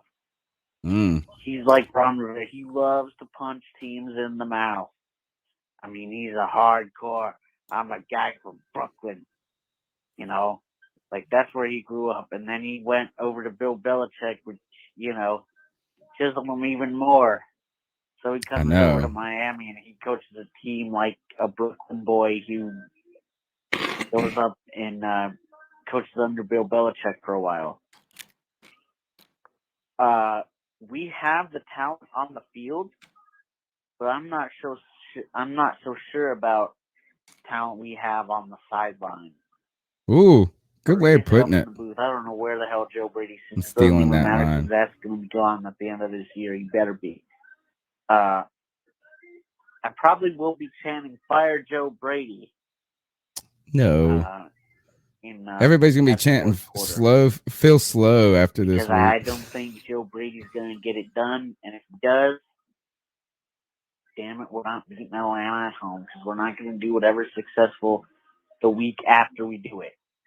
So I'm cautiously optimistic. We can. The Dolphins aren't that good, but they're better than people think. That's what a lot of people have been saying, that they're better than we think, and I know about what kind of coach Brian Flores is. Anyway, guys, wow. Here's the thing with the state of the team that really bothers me. And I'm gonna make a comparison to the team. I'm very happy about my college alma mater, East Carolina. We're bowl eligible. We got a winning season. We're hosting Cincinnati on Friday. Imagine if we get upset and undefeated. You know what I mean? Like, but we finally have a winning season after like 7 years or something like that in a bowl game where we were used to kind of winning. We're not used to these super droughts like this. Yeah. It's such a good season right now. Like, it's a positive season for us. But there were 3 games that we left on the field that we could have won, like, easily. Like, you know what I'm saying? Like, that were just in our grasp. And here's the thing is that while I am excited that the Panthers aren't dead in the water entirely at this moment, I look at, to use Ron Rivera's term against us, I looked at last week as a missed opportunity now. Mm-hmm. I look at the Vikings game is a missed opportunity. The Giants game is a missed opportunity. Mm-hmm. Because imagine, like, we have to catch momentum at some point for us to be good. We have to catch momentum. We have to win. And all of a sudden, those small things, it is 2 or 3 plays. But like, imagine what the momentum for this team would be if we had won last week and then we go to Miami and win. And you're on a 3-game win streak. Mm-hmm. Now we're on this podcast questioning the coaching staff still. Now we're questioning. That win was such a missed opportunity. And it's because of those godforsaken black on black jersey. Oh, I love the black on black jerseys. We do. I do too, except just for we always lose. The scoreboard. Yeah. And you might call me superstitious, but at this point, I just say this is I'm just using data, bitches. Yeah. I'm just using data. Joey's talking about Brady, and I'm not liking Brady, and I once again I don't like Brady either. I've put it out there very clearly. I don't like Brady. The problem is I can watch other games and I can see exciting plays in other games. I don't ever see exciting play. I watched that Dallas Kansas City game the other day. Man, I saw some exciting plays on both sides, both teams, and I was like, man, why can't we have creative plays like this? We have the talent to do stuff like this. Why do we never see anything this creative from Joe Brady? Granted, he's just now getting Cam Newton. He's just just now getting the opportunity to do it. So I'm going to give him some time. But you're not giving him any time. You're sitting here talking about how he ain't giving no exciting plays. Give us some time. Like him, but I'm going. Can I convince you right now, Greg? I just haven't seen it, huh? Well, no, you didn't. I can convince you right now because there's someone too who has very been like this, not negative, not positive on the guy. Is I wanted to see how he was going to handle Cam Newton coming to town. And I would say this. Look, we saw Cam Newton run that read option to the we're doing the read option now. Like we're doing things that Cam does well. And to me, that at least shows a sign that Joe Brady is adaptable. Right? Like all of a sudden now he's got Cam and now he's going to do different things. Imagine if we would have just gone out there and done the same exact things. And we have done different things. We've done not crazy creative, but yeah, we had the throw to back to Cam, right? That they challenged. We had that play. We had DJ Moore out of the Wildcat last week and stuff like that. So it's not been so vanilla that it's awful. And I think the fact is that it shows. I think it's important that he shows a recognition that Cam's a weapon. And he can be used right away. If Cam was coming out, look, I think the fact that Cam has not been rusty shows a little bit about Joe Brady putting him in good situations. Yeah, I guess for me, I just don't see. I don't see him calling a read option with Cam Newton as like super creative because honestly, if I'm playing Madden with Cam Newton, I'll be running a lot of read options. It's just something that's more of a player. But what if you didn't? Well, he didn't have that up. You're right, and he finally got to unleash that now that he has Cam Newton here, but. I don't know. Once again, I just need to see more. The problem is, in his tenure here, my trick play or my awesome play calling bucket is empty. I need him to fill my bucket. That's the problem. Well, now you can because you've got Cam Newton, and you got Christian McCaffrey. Now he's got some good candy to put in your trick or treat bucket. Okay. Instead of trying to make you happy by just pouring candy corn in there. 252-228-5098. What'd you say? I love candy corn. That's the stupidest thing I ever heard. Who doesn't love candy corn? I felt real stupid. Hey guys, it's Joey again. This time, this is my second call. I wanted to talk about something you asked at the very end of the post game. Why should we give Matt Rhule a third year? And the reason I say we should is because what do they all say? Matt Rhule. Oh. I don't want to hear this, 3 Joe. years for him to build I don't want to hear this. It's not the same. For him to build a good team. It's not. You're not bringing in recruits. They're comparing this to Temple and Baylor, which I was about to say it's not Temple and Baylor, but if you look at this roster, is it really not Temple and Baylor? But anyway, it pretty much is. I think we should give him that third year that everyone talks about, and after that year, we should start having conversations about Matt Rhule, like for real. Because I do want Eric Bieniemy. I really do.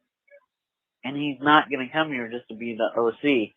And the Giants, they fired Jason Garrett, but damn it, I'd rather stick with Joe Brady because at least you don't have to at least you don't have to sign a new contract or whatever. I don't know how that works. Like, I'm sure there's contracts and shit involved. Matt Rhule is not can Joe Brady for Jason Garrett, although some would say he should, because at least Garrett has been around the league. Joey will Brady's never only get been cut off around the early because league. he's got to do the round. Like, Come when on, he get sucks. to the round. Well, so is Garrett, but anyway, I guess we won't talk about that now. Guess we won't talk about that. I tell you one thing about we're at this the time of the season where like we're in the doldrums of the summer and we're waiting for football and we're like, oh man, it's 3 weeks away, it's 2 weeks away, so we count that. And then we're in football for the first few weeks, and it's awesome. Like, there's games everywhere, baseball's on, like there's just sports. It's wonderful. But we're at the part of the vacation where there are more. We've hit that tipping point where we've had more days on vacation, and there's less days ahead. So now the conversation turns to there's 3 days left.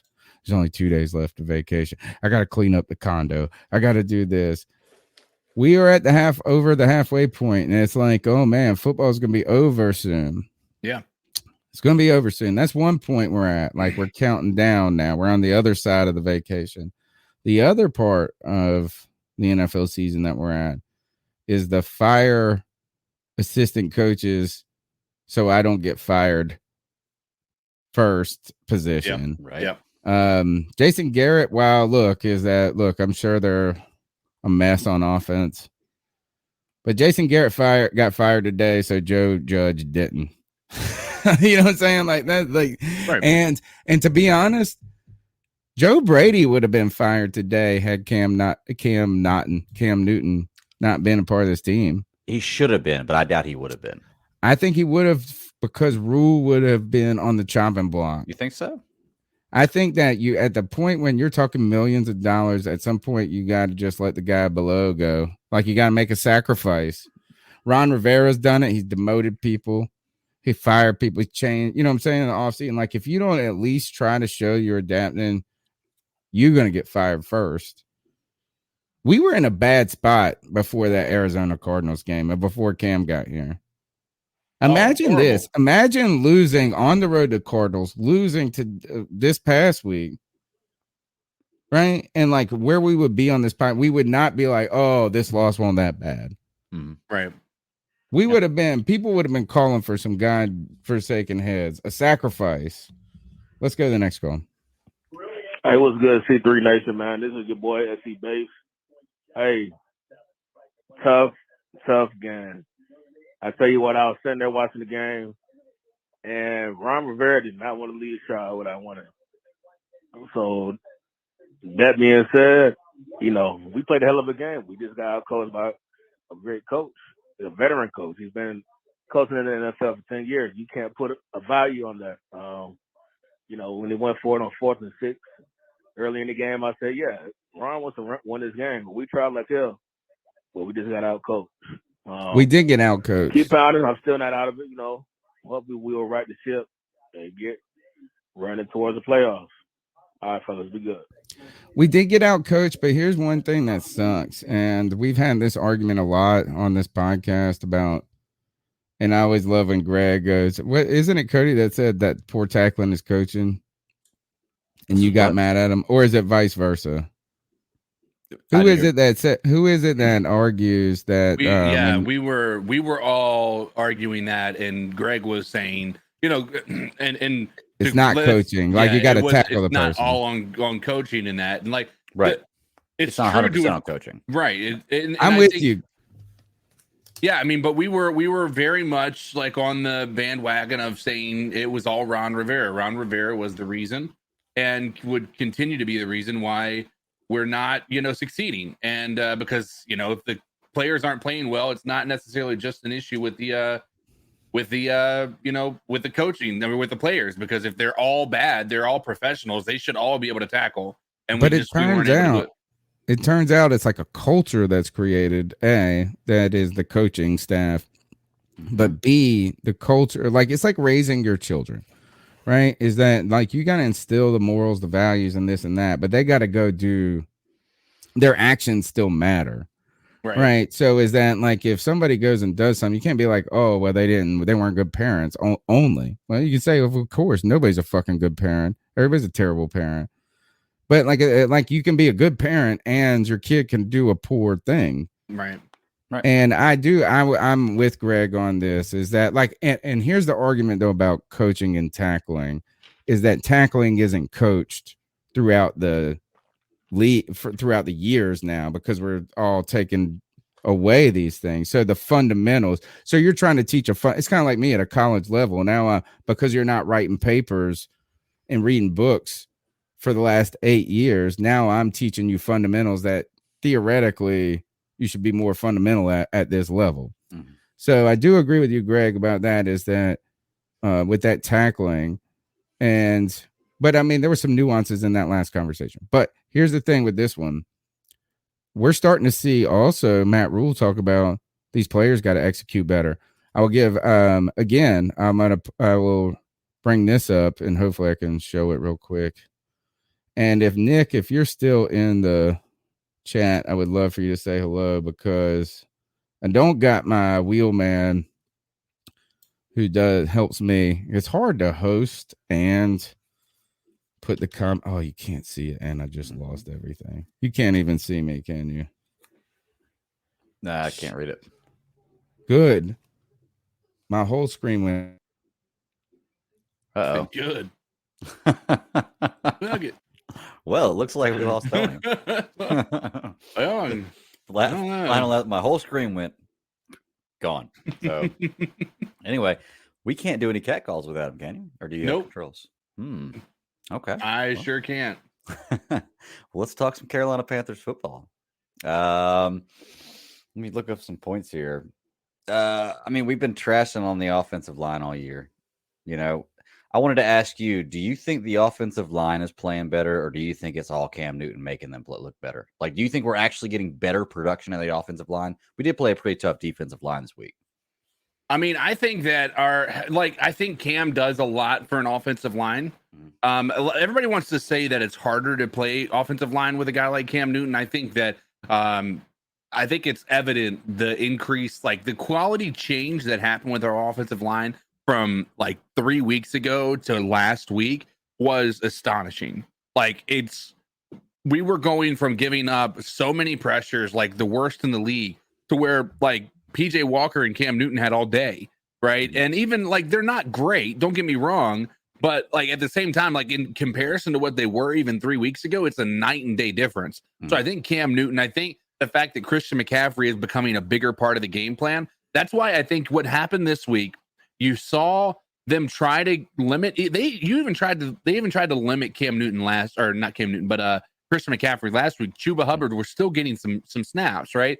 But when they saw what was happening on the film when Christian McCaffrey was on the field, it's just an entirely different way of playing the game. Like Cam Newton and Christian McCaffrey on the field caused the defense to have to account for so much, and so it takes a little pressure off of the offensive line, and that's why I think that happens, and that's why I think that Ron Rivera got away with having Cam Newton be who he was for a while. Like I agree. Like when you look at it, like on the surface, our offensive line has not been great for almost 10, for a good portion of the past 10 years. Almost the entirety of But a lot of the hits that Cam Newton was having wasn't all from the pocket until you get to those 2016, 2017, 2018 years. All the hits he was taking were from the read option, from him doing the quarterback draw, from all of those. So I think there is still some benefit to having Cam Newton out there to make the offensive line look a little bit better. So like I said, I don't necessarily think the offensive line is playing tremendously better. I just think that it's less pressure on them right now when you have a game, like when you have an actual effective run game, you have an effective passing quarterback from Cam Newton. I think that changes a lot. It's like a shot of whiskey before the game. You know what I noticed between different, just watching different games all the time, is it seems like with Carolina, I don't know if it's just me, it seems like with Carolina, every time you snap the ball, there's a 3 or 5 step drop and the pocket collapses immediately. It's all around him. Like there's absolutely no separation. Like as soon as the ball is snapped, the quarterback's going back and the line's going back in the same amount of time. Right. When I watch teams like Kansas City, Baltimore, these other, I see it looks like the ball is snapped and the quarterback is 12 yards from the closest person. Right. Well, like I don't know why it seems like they take more step further back. I know maybe they're in the shotgun more. I'm not sure. It just seems like there's so much more separation. Right. And I'm wondering, is our offensive line that much worse than everybody else's, or are they just playing differently? Because if so, why don't we just play further back from the offensive line? Right. Well, yeah, You know? it doesn't seem like we were taking shotgun snaps, very often. Like I didn't like that's what I was talking about with Joe Brady, where my criticism comes into play. Like even when he tries to get creative, it feels like they have to try so hard. Like I have yet to see him run a successful screen pass. Like his ability to design screenplays is so limited from what I'm seeing. It's almost hilarious at this point. Right. So I don't know. I mean, I think Cam Newton definitely does some stuff to help, but I still think that Joe Brady is still a big portion of the reason why we're not winning right now, and I still will maintain that for as long as I need to. Yeah, I think on that part of the sidelines, he's definitely the one you point to the most. I'm not a Brady and a Rhule fan. That's the hill I die on. Right. Yeah. You've been true to that for a good portion of it. And I think a lot of us are kind of coming along to it. And, it's tough because you kind of come into this with a lot of optimism. And the part that's so difficult is the fact that we've gone through the quarterbacks that we have is a direct reflection on Matt Rhule. Like it is. And that's tough for us because you wanted him to work out. Like nobody wanted him to come in here and fail. But I mean, when you see his track record, it's not good right now. And so all to end up back where we are now with Cam, which is great for us, but you've got to question Matt Rhule from the get-go. And Joe Brady has a say in a lot of these things too. So don't like as much as Cody wants to defend Joe Brady was the reason that Teddy Bridgewater was here last year. Yeah, there is no other reason that Teddy Bridgewater was here.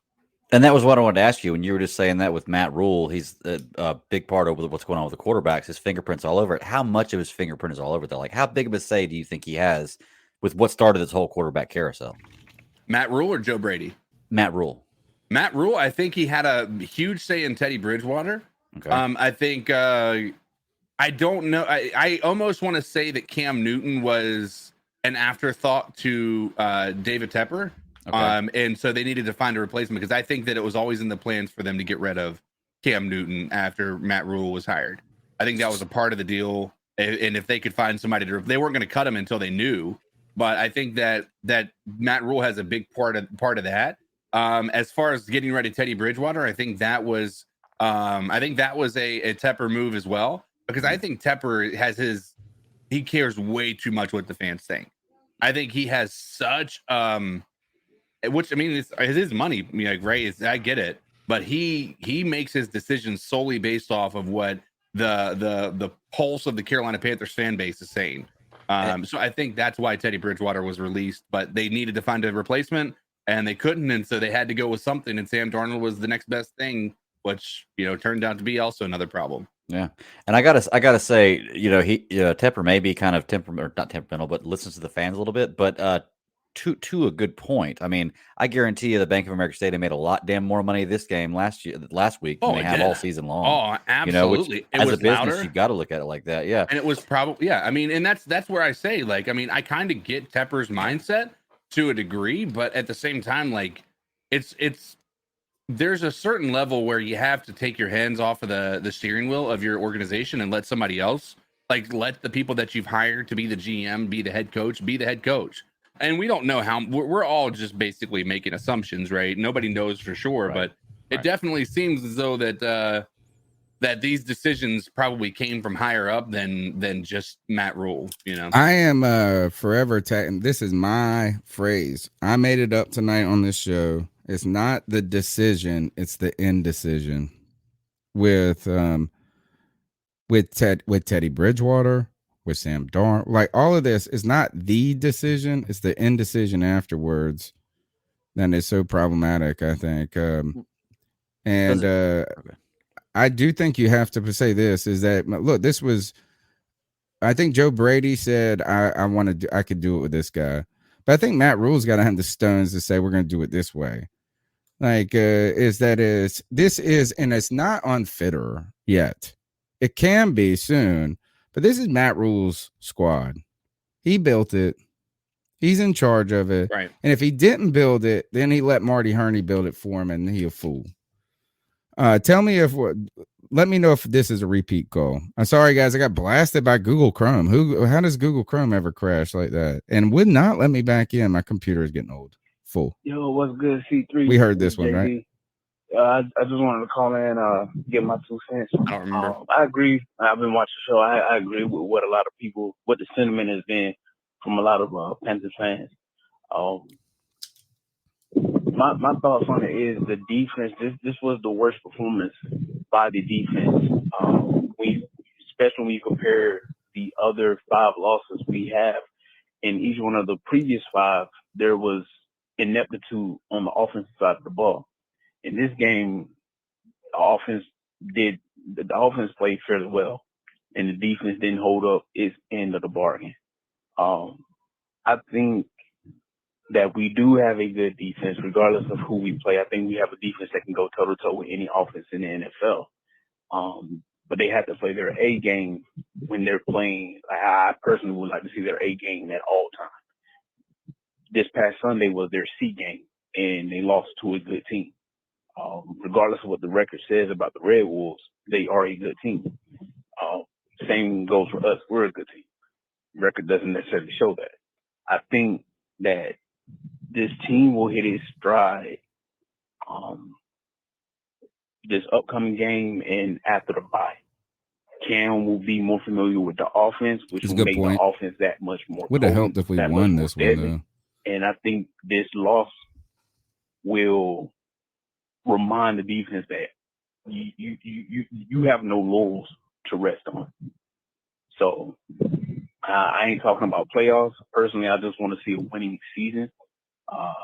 If we make the playoffs, we all know once you get there, crazy things can happen. But true, but you got to win. You got to win to get there. Let's just talk about winning. That's my thing. It's what's the worst performance by the defense. Again, like my reference. Thank you. It was, and I wouldn't say it's our worst performance by the defense, because I think there's some other games there. We got some questions like that Dallas game. But this was a game the offense put the defense in a decent position. I mean, we scored first, right? Like that's the thing is like our defense really isn't used to being. We're a play from ahead team, and we got ahead, and they let them march down the score in the first half. Halftime hits, and they could let them come out and get the ball and score in the second half. They put up 14 unanswered, and the defense has to make the stop there. So it is. I think it is. It might not be the worst game because Dallas was pretty tough. Dallas was tough, but you're right. I do agree with that. For me, though, is that again back to my analogy with the ECU Pirates, is that I want to be positive about what we have here because it's better than what we had before. But, man, we've had a lot of missed opportunities here. Imagine if we would have won last week. I mean, and I know it's not if or would, should have, but, I mean, it was in grasp.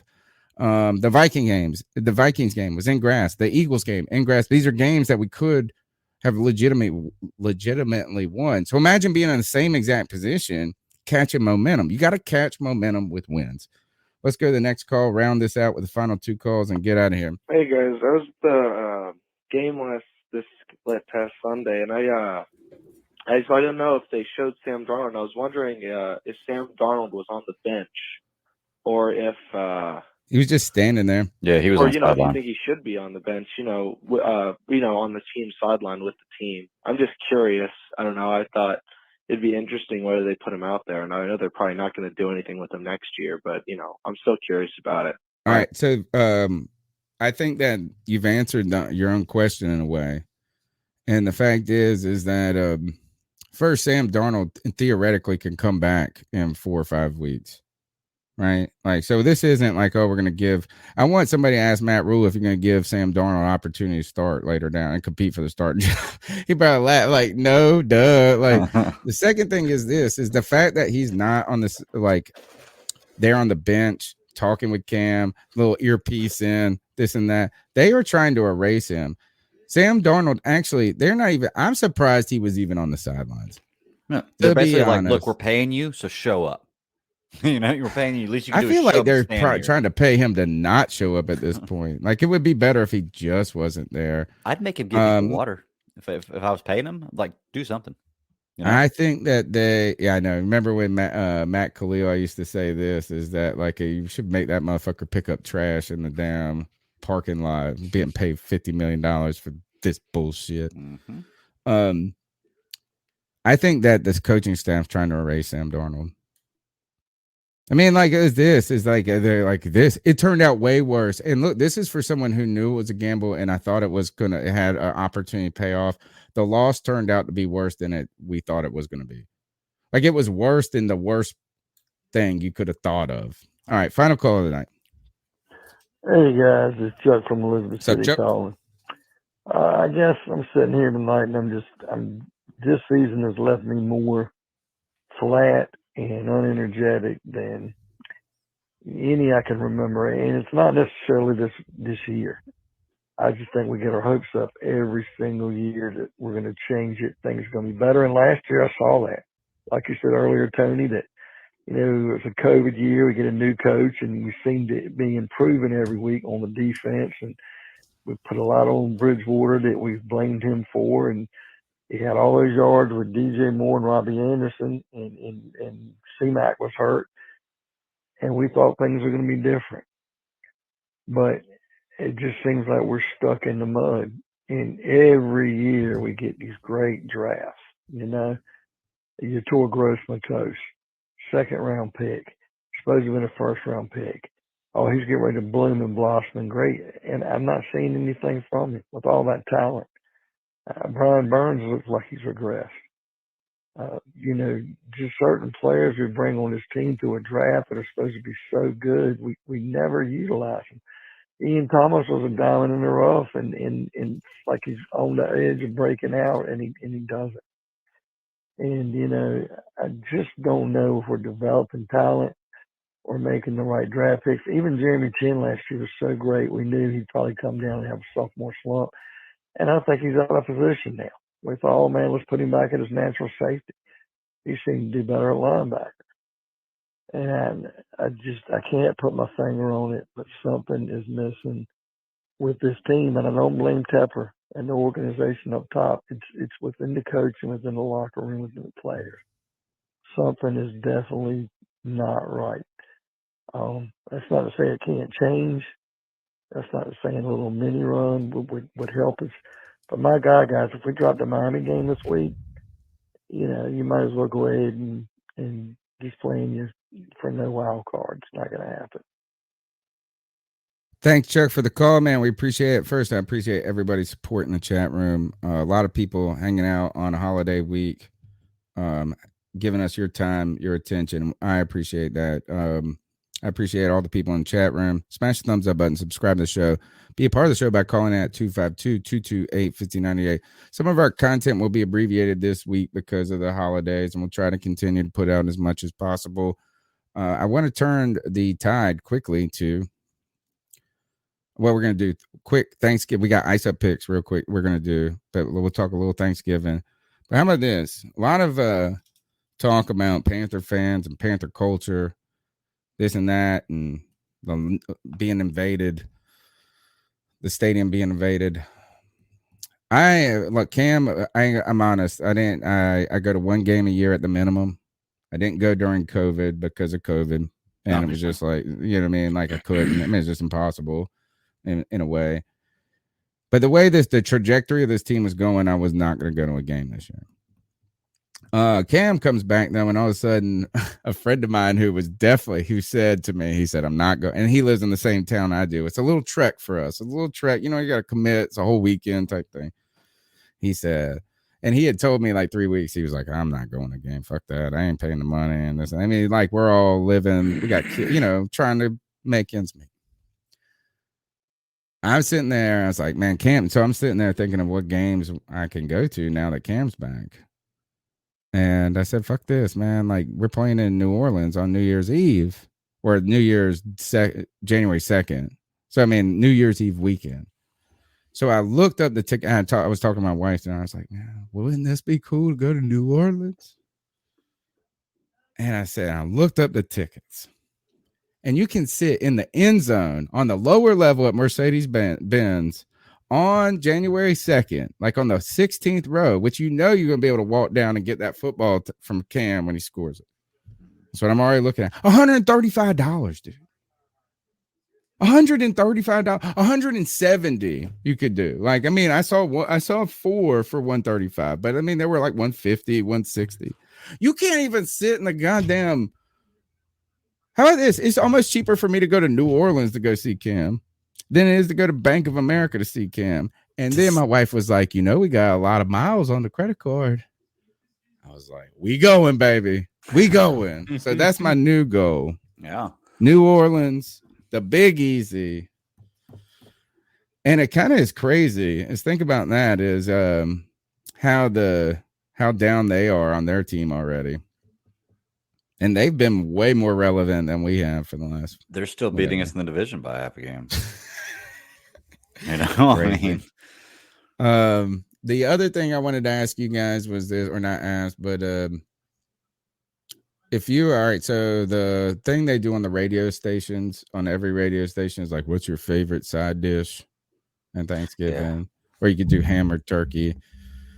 My buddy at Pirate Radio, Clip Brock, invented this one because of me. He invented this question because of me, because of something I told him once about what my family does. But if you could add a dish to the Thanksgiving table that is not traditionally on the Thanksgiving table, but you still get the same Thanksgiving spread. We're not taking anything away. It's just one additional thing. What would it be? Oh, I know right away. You want to hear it? I got this from a buddy who made a couple of these for my birthday a couple years ago, and these are absolutely fantastic. One of the best things you'll ever put in your mouth. It's a bacon wrapped blue cheese stuffed date with just a little sliver of almond on the savory top. And salty. Oh my gosh, it's so good. It is with a sliver of what on the top? Just a little sliver of almond for a little crunch. Okay. Wow. Oh, it's so good. I would add that. Bacon wrapped blue cheese dates. All right. CK? I don't know, man. It's so tough right now because I am a vegetarian. You want me to tell you what inspired this question to give you another minute to think about it? So I'm Italian, man. My family's Italian. My mother's maiden name is Pancini. And my Italians always have pasta. Like there's some sort of pasta, something like that. Or like a cold cut tray. There's always cold cuts. Like when you walk in the door for a party, you're gonna have a tray of nice cold cuts with the cheeses and the olives and stuff like that. That's cool. But my grandma always puts a nice, beautiful lasagna out. And I know it's heavy and this and that, but there ain't nothing better than a nice Italian little. And so I have made it and a tradition in my own home. Like we make a lasagna too, or also that we put out there in honor of my grandma who is still alive. So not like honoring her memory, but keeping that tradition of like, hey, we're still Italian. Another awesome pro tip for you guys on Thanksgiving is that if you cook your own bird, which I'm a big turkey guy. Like I feel like cooking a turkey is important. Mm-hmm. I think fried turkey's so overrated. It's still good. It's a little overrated. Good, but like it is like if you cook the turkey the right way, it's gonna be gorgeous. Good regardless. It's gorgeous. Here is the pro tip, dude. Take that turkey carcass afterwards. Well, first I make my own gravy out of the turkey neck and the stuff like that. You got to do that. Like if you don't do that, you ain't living. Mm-hmm. Like you got to make your own turkey gravy. That's where the goodness is at. But take that carcass afterwards. Keep it. There's a bunch of meat on it still and all the leftover meat. The next day, make yourself a gorgeous turkey stock. Hell yeah. A giant pot of turkey stock. And here's what you do.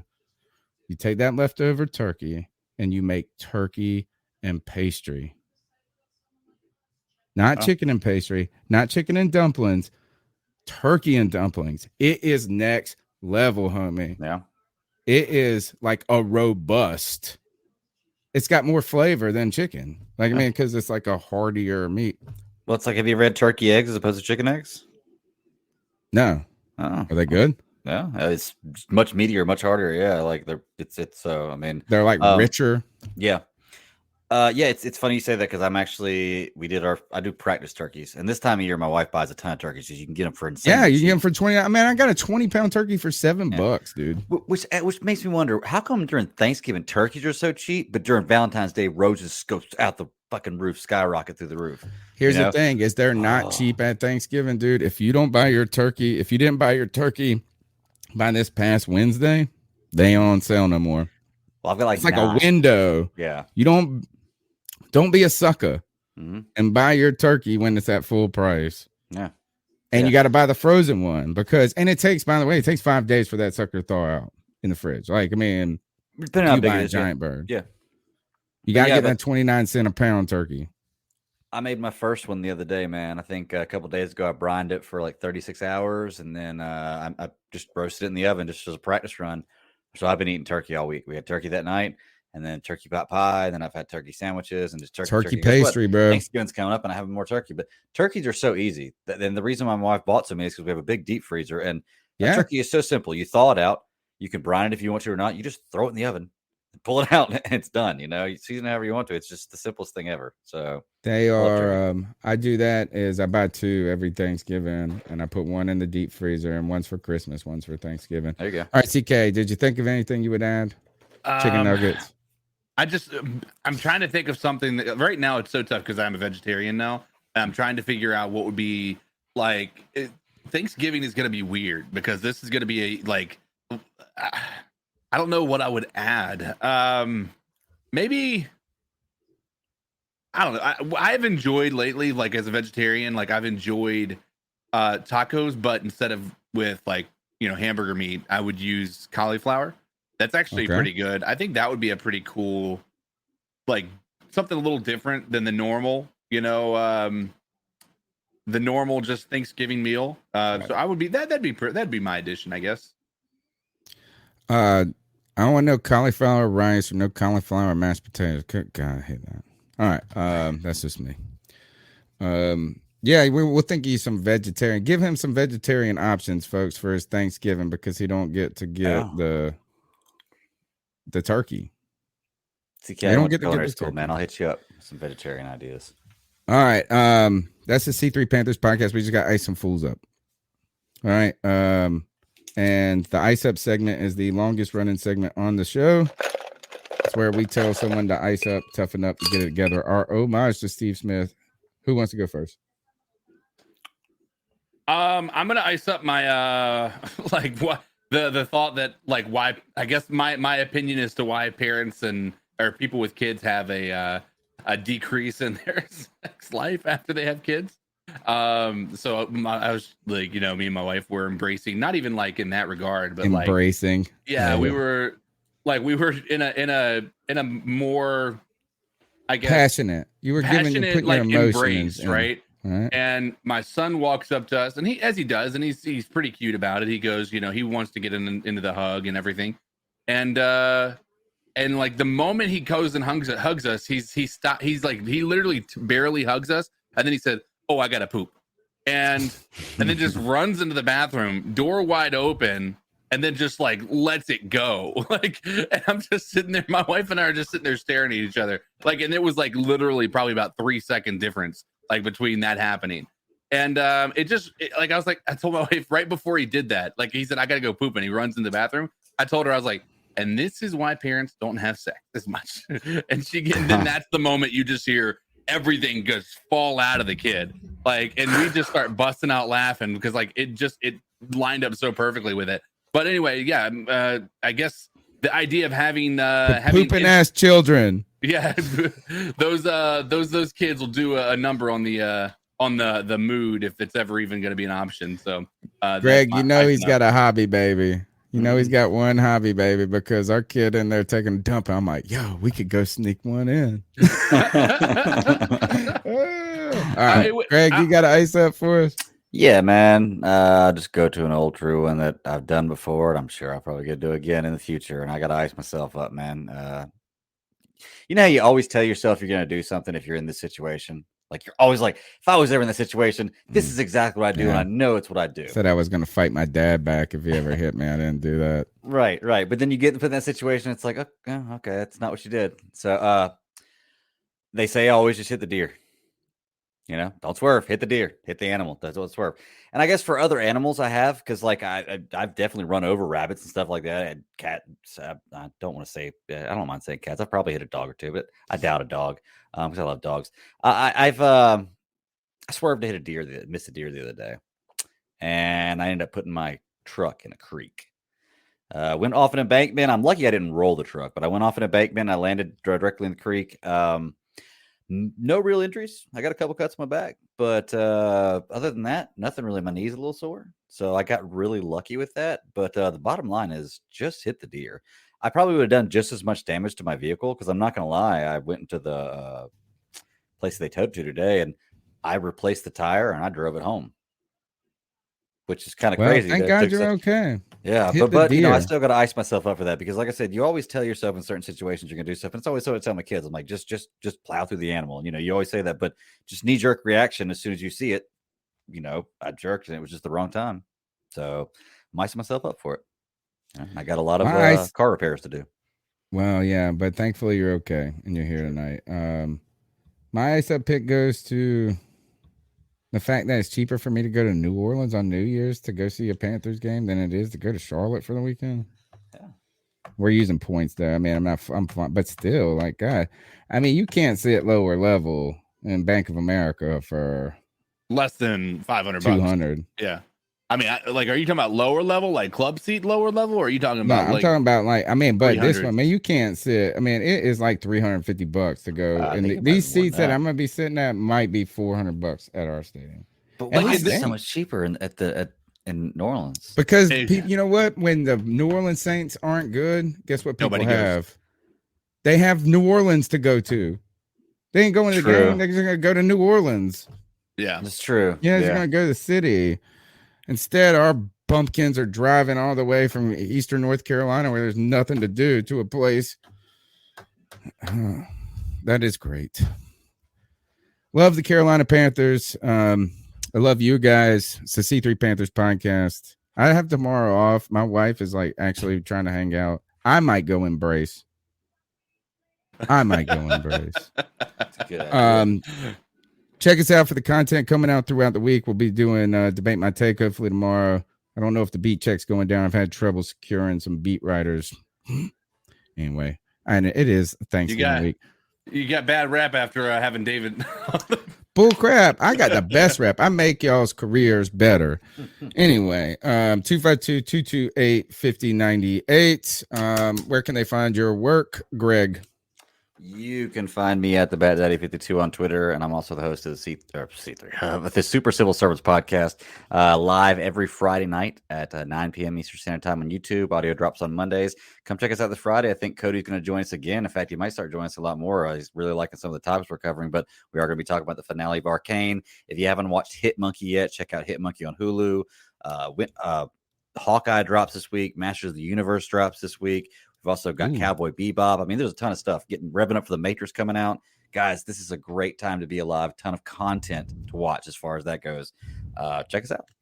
CK? You can find me all over the interwebs at Codizzle Allen. You can find me on the Instagram, the TikToks, the Twitters, the Facebook gaming, the Twitches. You can find me all those places. So go show your boy some love. Tony Dunn here at cat_chronicles. Just check us out, subscribe, be a part of the fam. Keep pounding.